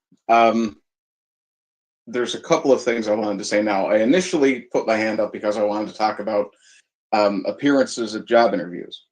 For those of you who've seen me online, I look very much like a pirate. I have ear piercings, I have a tattoo. And because of that, it tends to act almost like a type of camouflage when I when I did go to job interviews. But um, I've had a lot of instances where, having seen how I look, because I shave my head, I have the earrings, I have a tattoo, employers will assume that I am far more liberal than I actually am, or far more anti-white in this case. And then I'll say something like a topic like abortion might come up, for example, or divorce. And I'll say something, depending on which adjective you'd like to use, based, white positive, what have you. And the look that they give me is priceless, because I've just destroyed one of their illusions about me. And I generally revel in that. But I have had occasion to be warned about the social media thing before. And most employers generally focus on one social media, and it tends to be, or sorry, one or two, and it tends to be Twitter and LinkedIn. And most people, when it comes to LinkedIn, they're very smart about keeping it completely professional, keeping politics out of it, etc. The problem with Twitter is, if you have a LinkedIn that has the same nickname as your Twitter, for example, in my case, it was Ardent Party on both, then that can lead to issues. So it's been suggested that the best way to protect yourself, not just from potential political discrimination, but from, when you're younger, you make comments online that you probably will regret when you get older. Unfortunately, a business doesn't have the luxury of saying, "Oh, he's probably gotten over that." So the best thing to do is whatever your LinkedIn profile says. For example, you could name it Ardent J Party. Then create another Twitter account. Keep it fairly up to date, because businesses are catching on to that as well. But make very bland, very milquetoast tweets on that account, and that will serve to protect you somewhat from that sort of discrimination. The other topic I want to talk about is this cancellation thing. It is very clear that the left, the anti-whites, they're very much crying foul, because they've discovered that when we engage in the same tactics they've been using for decades, we're better at it. and they're crying foul because they don't like losing. They want to take their ball and go home, and we're not going to let them this time. But there is one issue that I absolutely have a big problem with, and it's somewhat strange given that I'm not American, though I am an aspiring American, and that's Pam Bondi. When Pam Bondi came out the other day and said that uh, free speech is not hate speech, that is a screaming pattern recognition trigger for me, because that is exactly what has been said in the UK, exactly what has been said in Canada, in Australia, in every Western country where they have cracked down on people's speech. If you're in the US, do not support anything that infringes on the constitutional right to free speech. Now, this is me speaking my opinion, well, but I absolutely implore everybody, don't think that taking free speech from someone, even if they were Hassan Piker or Destiny and encouraging killings like Charlie Kirk's, don't take their free speech from them. And there's two reasons for that.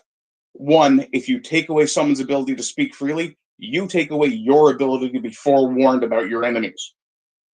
And for another, if you do it to them, and I know this is a trite argument, it can be done to you.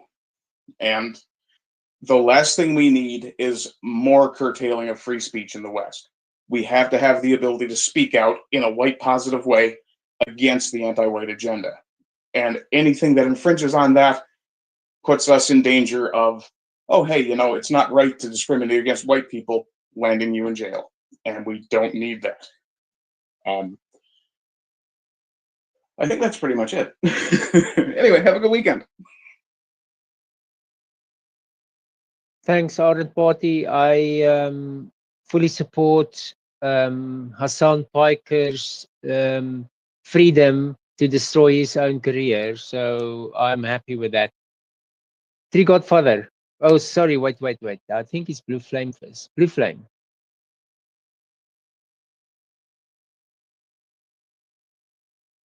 Yeah, I was actually about to say the same as Ardent when it comes to that. It's I mean, there is nothing better than allowing all of these evildoers to to speak their mind in the open, because it's in a certain way then they do it in a big way they do the work for us. Not 100% because you still need to give people the curatives and you need to show people how to put anti-whites, you know, you need to depict them as the monsters they are, of course. But when they say these disgusting things, it's like, it puts people off. It makes them feel sick, watching that stuff. And that's always helpful. So even the ones who are now, staying quiet, well, it's like the people's radar, is activated on this now. And if the more cunning ones at some point in time are trying to wriggle in something disgusting or what have you, it's going to be very easy to point back to these days and say it's like, hey, it's one of them. He was just one that kept quiet, that sort of thing. And yeah, it's earlier today I had had a bit of a back and forth with some anti-white was commenting underneath Molyneux's I think it was his latest video or something like that from very recent video. It got to the point that the anti-white simply deleted his own comments. So that is, that is not the action of someone who feels solid in his footing anymore, right? So that is, and of course, we have now. I know it's only one head of the Hydra. I understand anti-whiteism as a whole must be seen as criminal by law, because like it's insane that it isn't in any of our homelands. So yeah, that definitely needs work. Mm, but I detect that they're feeling the pinch, and I have actually witnessed that there are now anti-whites who, even today, one anti-white was wrecking a shrine dedicated to Mr. Kirk, and maybe Irina as well, and maybe Austin Metcalf too. I'm not 100% on that, but anyways, So she smugly, kicks candles over, sticks up her middle fingers at everyone around her. Oh, and then you're supposed to do this and that to her, that sort of bluffing. And apparently, as it stands, in consequence of that, she got tossed out of school. She got tossed out of her student job or whatever.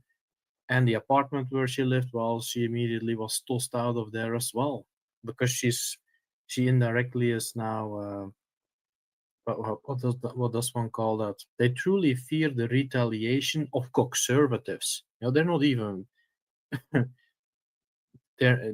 This is not even to the point of people standing up for ourselves. It's like how shall one put it? It's the milk toast element of society. Maybe that does sounds a bit too harsh, but like the very softly aligned people towards more so abstractionist, um, conservatism, what have you. They're actually getting their asses handed to them by these by these conservatives slash conservatives even. And so, like, definitely, I just share that as yes, we are still beset, but it is very clear that on the anti-white front, like the consequences are building up, and this sort of gaslighting of theirs. Well, again, it's like, what is an anti-white going to say to us? You cannot go after me because you'll do what? Murder whites, rape whites, rob us? Try to mess with our laws, try to you know screw up the schooling in the West. What are you gonna do that you aren't already doing for us merely existing? They got nothing on us. Like, in that sense, they got absolutely nothing that they can threaten us with, because we know ultimately what they want to eradicate every single one of us. We understand that.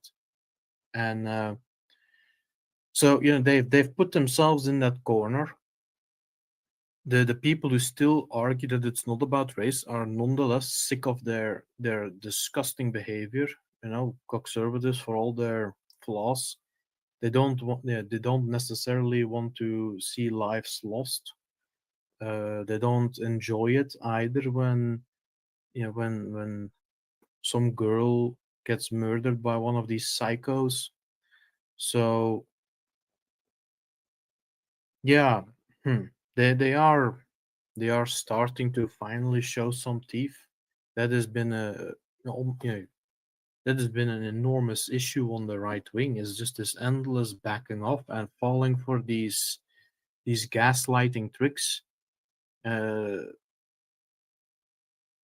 yeah, it's also something that the willingness to listen to an anti-white and to allow them to have a moral position in any regard has actually been one of the biggest issues with all of this, in all of these years, I would think. um because as certainly as, for example, women have been given a lot of positions in society, rather than some of them claiming they fought for it one way or the other. It's like, on which planet? No, no, no, no, it was given to you. And in many ways, anti-whites were given the positions that they now contaminate too. I also saw something about Ilhan Omar, or whatever her name is, that the word is that she is going to potentially have her, what's that called? There was this tweet from President Trump where he said that she, like, married her brother to get in the country, and that she that they're going to look into that, and that she might well be in a lot of trouble. So that was very interesting. um so yeah, it's these people would be so much better off if they would just come to us and just hear what we have to provide for them and just go with that.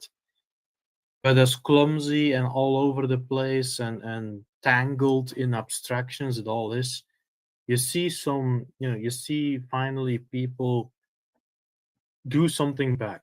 And I suppose the main task is for them to never take satisfaction with a little bit that they have achieved. Like don't let, like I said, it's like they're going after one or two heads of the Hydra, but it needs to be made understood to them is that yeah, the Hydra itself is still going. Like one of the heads is lying there, on the floor, but you're not, it's not done yet. And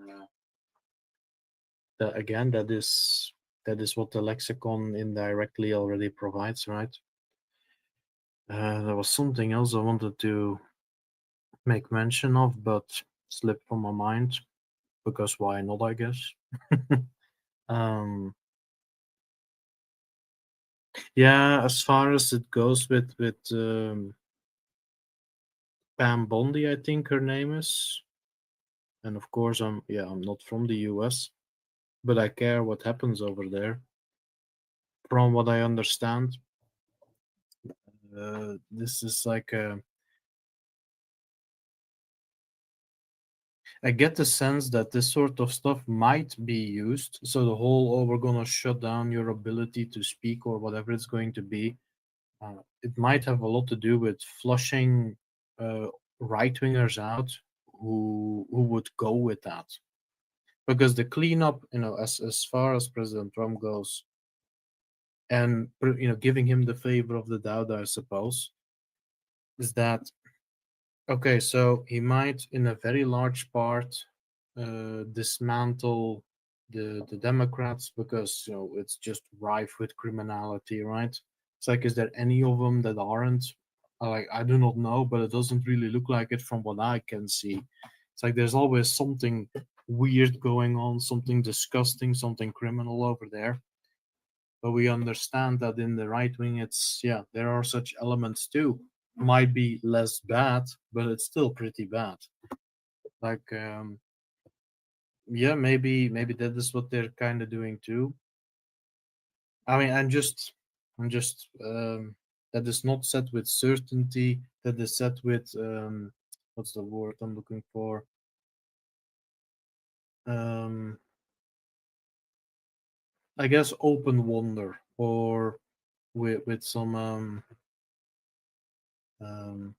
yeah. I'll just keep it with that because I can't think of another word right now. Um, yeah, it might also be that like if this is genuinely them uh, becoming, the types who crush the tyrant's head to become the tyrant in that one's stead. If it's about that, yeah, then there is a very big problem, or the problem has simply shifted somehow. But in a certain way, that seems so bizarre because they are on a winning streak. So why would they even need to go to that extreme if that was the genuine intent? My yeah, my suspicion, I think that is the word I was looking for. My suspicion is that it might be to flush out the weasels in their own ranks too. It's like, who is this uh, malefic, stupid, whatever it's going to be, to actually go with that? When it is in their advantage. So that is, yeah, that could be. Well, I guess time will tell, but it looks very curious to me why you would risk angering the population in this way. When you are on top of your game, or in as far as we can tell, I suppose they are. Um, yeah. As far as, yeah, I suppose needing to watch out when you stand for our well-being. All these companies who are basically, yeah, in the claws of anti-whites one way or the other, and that the law, it doesn't matter that it's in the laws because people are going to do what they want to do, it seems. That's something I have really noticed about a lot of institutions of late. It's like Oxford, highly prestige, one of the most prestigious educational institutions on the planet, basically. And it takes it takes like, well, I'm not sure who of us here have the affluence, the wealth, or what have you, to make it to places like that. Uh, maybe we are the ones who deserve to be there, but usually it has a lot to do with nepotism, I believe, for a large part at least.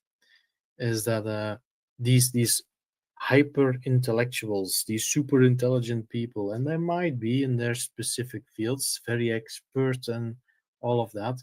It's like it really takes, you know, some rather, permit me to say it as such, like the average Joes and Janes to show up and says like, no, this is what you want to do to save your, centuries old prestigious uh, institution. You're welcome. Now go save it, right? From the anti-whites who are trying to corrupt it. Um, yeah, that is definitely something that hasn't passed me by.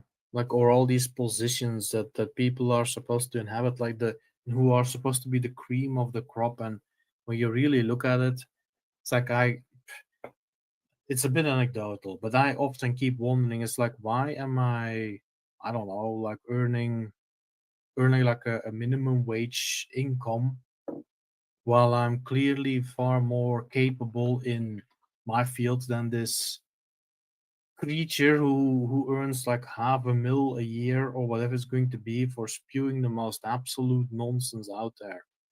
Um, that is a question not only for myself, but I think a question that everyone might ask oneself, like, why am I scrubbing the floor here? No, while that mouth breather over there is living the high life. For what? Right? For spewing hatred against us. It's like that is so wrong on so many levels. Like it's astonishing. It's absolutely astonishing that the general population just allows this to continue. But for now, who knows? Who knows where it can go? Maybe the contamination of anti-whites in public office will also be remedied this way. And yeah, I'm not sure if I had anything else aside from that was worth bringing up, or that I think it's worth bringing up.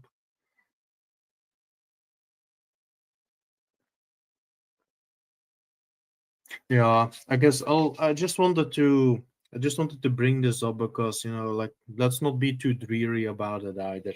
Anti-whites clearly are unappreciated for the evil that they're clearly spreading. And I suppose as far as it goes with us, we're living in the fallout of an anti-white society, or a society completely contaminated with anti-whiteism. But in a certain sense, we have to remember also is that anti-whites always need their masks. All of this for us is to take that mask off, because there is, yeah, as we all know, in the openly saying it's like that they hate us or whatever it's going to be because of the way we're born. It's like that is the last thing that they want to hear. That's the last thing they want to be confronted with. And maybe like when you go to a company and you apply for a job, I've what I always look at it as is, when I go apply for a job, or when I did go, my mind would always be is, okay, so I'm here for a job, but on the other side of that is they still have to maintain a certain aura of professionalism, right? If they tell me it's like, oh, we're not hiring you because you have blue eyes or whatever it's going to be, um, like, then as just a regular citizen, not even as someone who wants to work there or wanted to work there, I can maybe look around for some, I don't know, depends a little bit, I suppose, to where you live. But aren't there journalists interested in these practices being this way? Aren't there, like, maybe there are actually lawyers who you can quietly approach and see, it's like, do you know about anti-whiteism? Can we discuss this a bit? And because I've been clearly discriminated against for being white, like, that is sick, isn't it? And even if nothing comes of it directly, the reputation will build around that place. You see, and then if enough people start talking about it, it bubbles up eventually anyways. Might be in a month, might be in a year, might be 5 or 10 years, but eventually that word will spread too. And then society is busy with it, then society has it in the back of its mind. And again, as we see, even people who as far as politics or whatever are aligned to very very milk toast, uh, they don't want it. They don't want it around them. It makes them feel sick, disgusted, and all else is again in the lexicon. But yeah, I'll leave it there because maybe some of you want to start closing off. So yeah.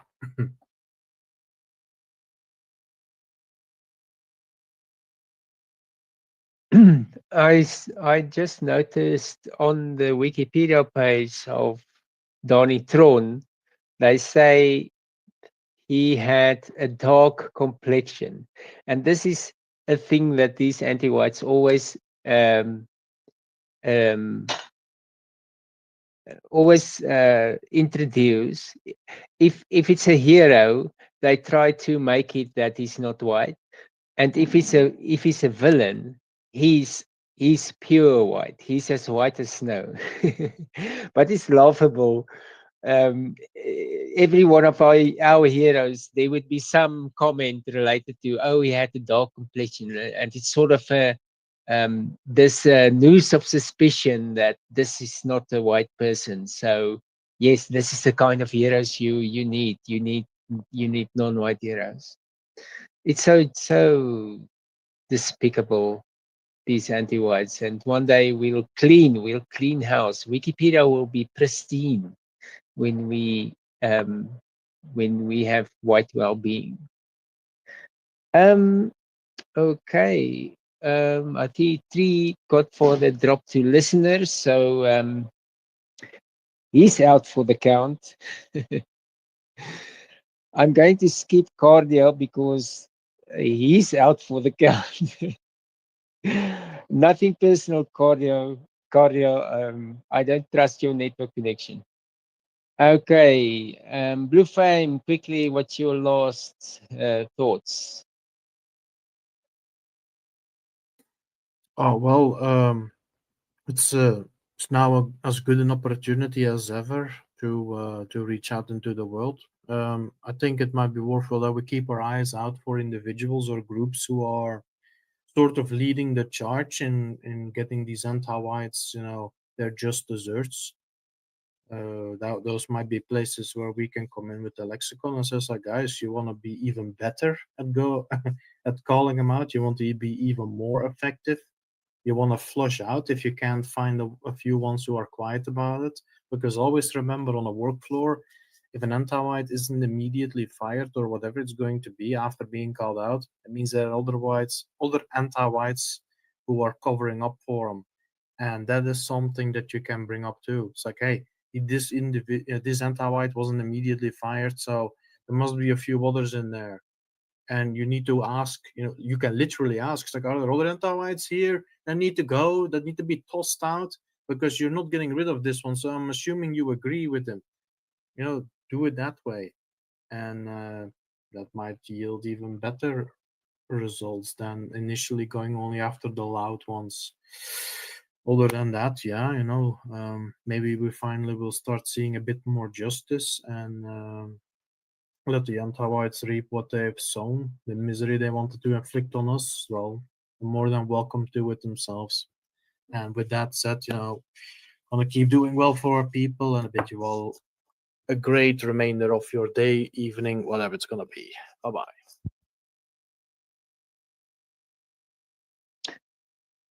Okay, janitor.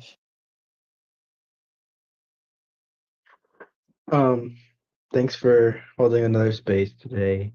Um, and I had another day of great use of meme curatives, at least from for the internal of like, and I think one of the topics we touched on today was the well, at least I brought up was loss aversion, and I think there's one great way you bring up a uh well, at least one of your replies and responses using meme curatives and the go free method um was something, but I think how at least maybe an established way in the go free community of how to use loss aversion is something being much too late. If it's done at that time period, then it'll be too late for Western Kind's destiny, because you'll see, like I have experience with my professor, and he's doing anti-whiteism, and he's he or subsets of it, and it's through, oh, it's going to get so much worse, and that's why you have to ask, why are all these you seen the jumbotron tree godfather was sharing, why are all these professors anti-whites? It's because, or this subset of anti-whiteism is because of way they communicate to the people is through, it's going to get so much worse and you have to do something, and then it doesn't matter how many contradictory positions they're going to tell you, that they're going to make you think about, okay, this is what you're losing out on. And so by the time, and when I was in middle school and learning about politics, at least on my own, or it's probably even watching some of the Ben Shapiro was Turning Point probably at that time, if that was around. I looked at that quote from Charlie, and it was only like 3 years ago that I was referencing. So even though I had that same thought when I was in like 10 years before then, um, it's very personal and relatable, because in an instant you can have white sympathetics like that woman who's going to Washington State and she looks all you know makeup. You can think that even if she was not identifying with dressing her car up or her little profile page with conservative Republican other cucks terms and identities, conservatism, that she would still be okay if you had the go free lexicon as introducing it to them, because that's just what they want to hear. They don't know, normal white people do not want to hear about your the way that you go and be the villain in the anti-white narrative, because that's just what that is. So by the time you explain the meaning of conservative, Republican, right-leaning blues, you've wasted your time, and you are that much shorter to it being too late to recapture our destiny. So I think that's a great way, that's an already an established way that many of us know how to use with the go free method and the loss aversion with it. So, and I was just tying that back to my testimony I brought up the other day about my how those cuck strategies were in one ear and out the other, and not only that, but for a lot of people, I mean for everyone, if you have that as your persona, then you're not going to get a job, and it's going to be really bad. So in some ways, the go free practice would be more acceptable than MAGA, because Trump's personality and his history of bad decisions is baggage that we don't have. So in some ways, a go free would be even more acceptable than MAGA. So when people talk about MAGA being milk toast, well, if you think about it, go free is even more milk toast, because we don't aggress against anyone except for anti-whites, and that's in self-defense. But that said, that's in a sane world, but we're not in a sane world. We're in a world where someone approached someone who seemed to be a sane person came to Biospirit and told him she takes exception to one of the phrases of a video on the White Wellbeing on the site, the Foundation for White Wellbeing.org. And it is the phrase, our children are no less valuable than theirs. And this woman had a problem with that statement. And this shows you at some point there is just no escape. These people, that when they are beyond a certain threshold of anti-whiteism, there's no bringing them back. So yes, I think Go Free will go further than any other method to get to our people. But Washington State, it seems like, I don't like to say that phrase. What did they say about England? England is fallen or whatever. But Washington State seems to be quite far along. By spirit. Yes, unfortunately, I really notice it now in our few states that are still majority white.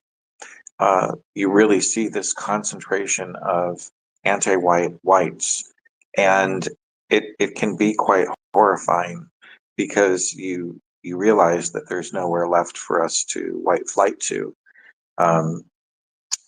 If you move to Oregon, you move to Washington, you've got the same problems that you have in San Francisco and Los Angeles, or wherever. And it's the same in Maine. It's the same in New England. It's the same all over the place. You can, even move to a different country and it's the same. And one of the things that I was just thinking about is, I know people were talking about keeping the First Amendment and letting everybody say what they want to say and so on and so forth. But this is one of the issues that we have, is that we have a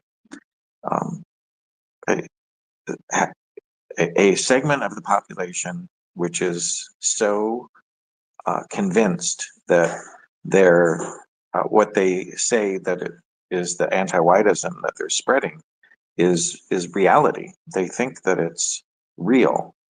And when you have people spreading lies and with impunity, then you then have people who are receiving those lies and taking it in as truth.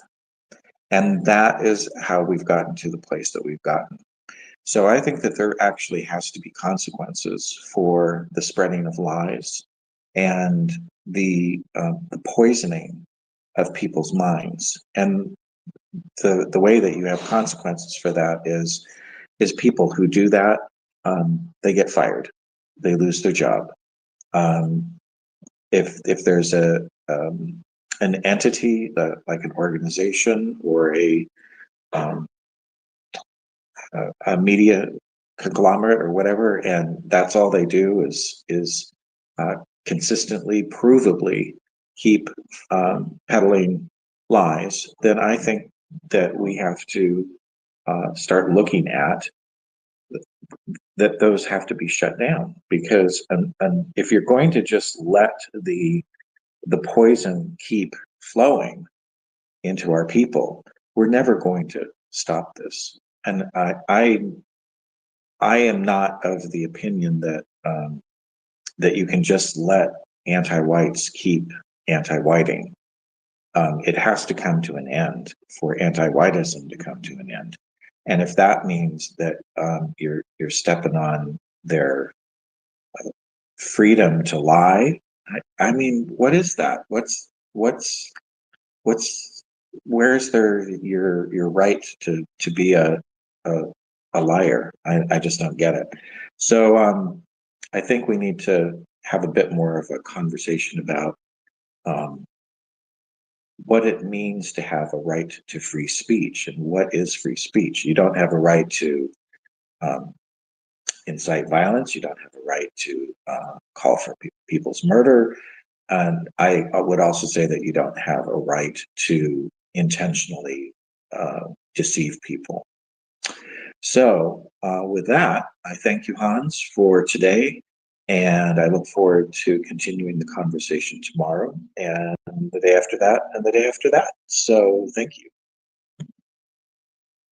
On the freedom of speech, we in White Wellbeing, the absolute priority principle on top of all other principles is the principle that we're not going to allow anything to harm the well-being of white people. So, and that is so powerful, because think about how anti-whites managed to slide in pornography by redefining it as freedom to speak.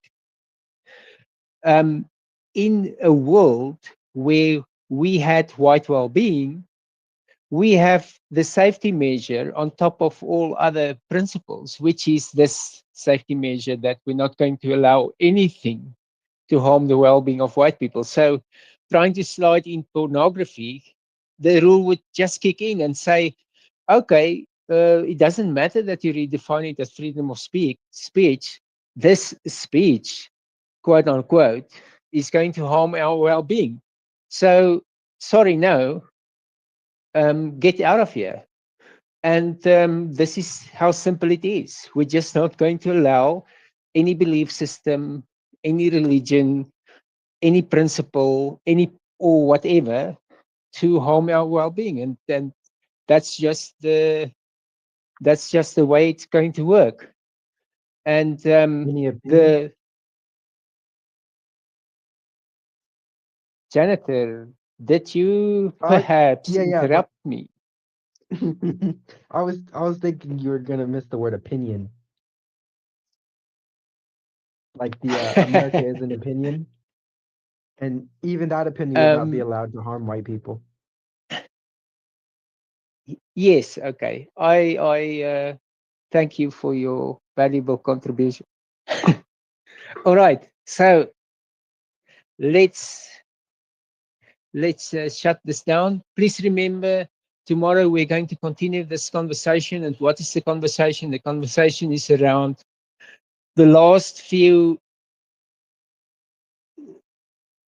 context shifting days and how it changed the conversation in the explicit white sympathetic sphere. And why is that important?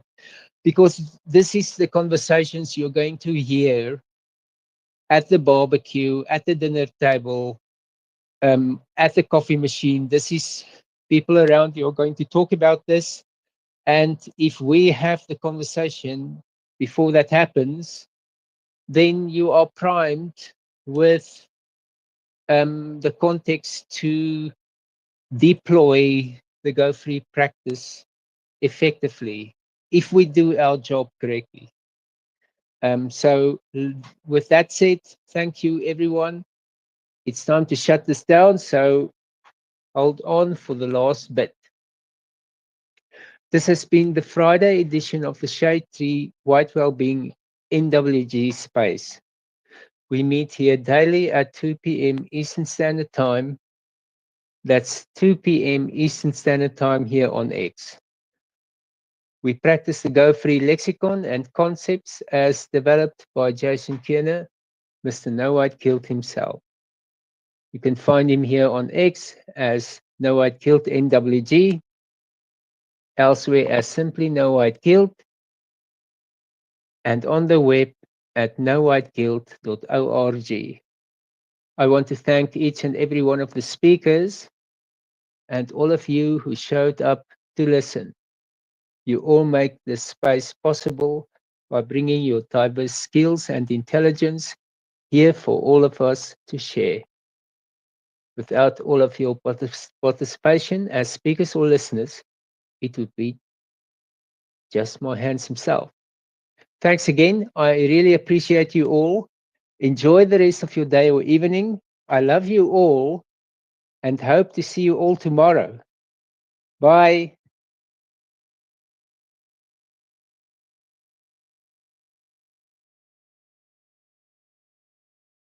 Are you noticing changes in our country you find troubling? Do you feel unsafe and at a loss to remedy these fundamental shifts?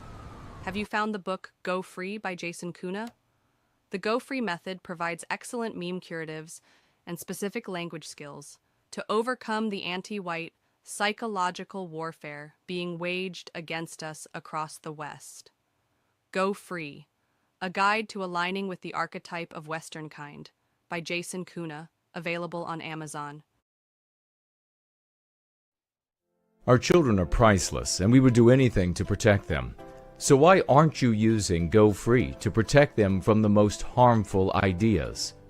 Decades in the making, Go Free is a simple yet brilliant practice designed to free us from destructive socio-political ideas. As words are the tools with which we think, Go Free promotes precise, simple, and targeted language to counteract psychological warfare. When you go free of the system's control over your word choice, you liberate your thinking. As you grow, you can empower others. And the most important thing you can do is inoculate our children against the ideas that are meant to harm them.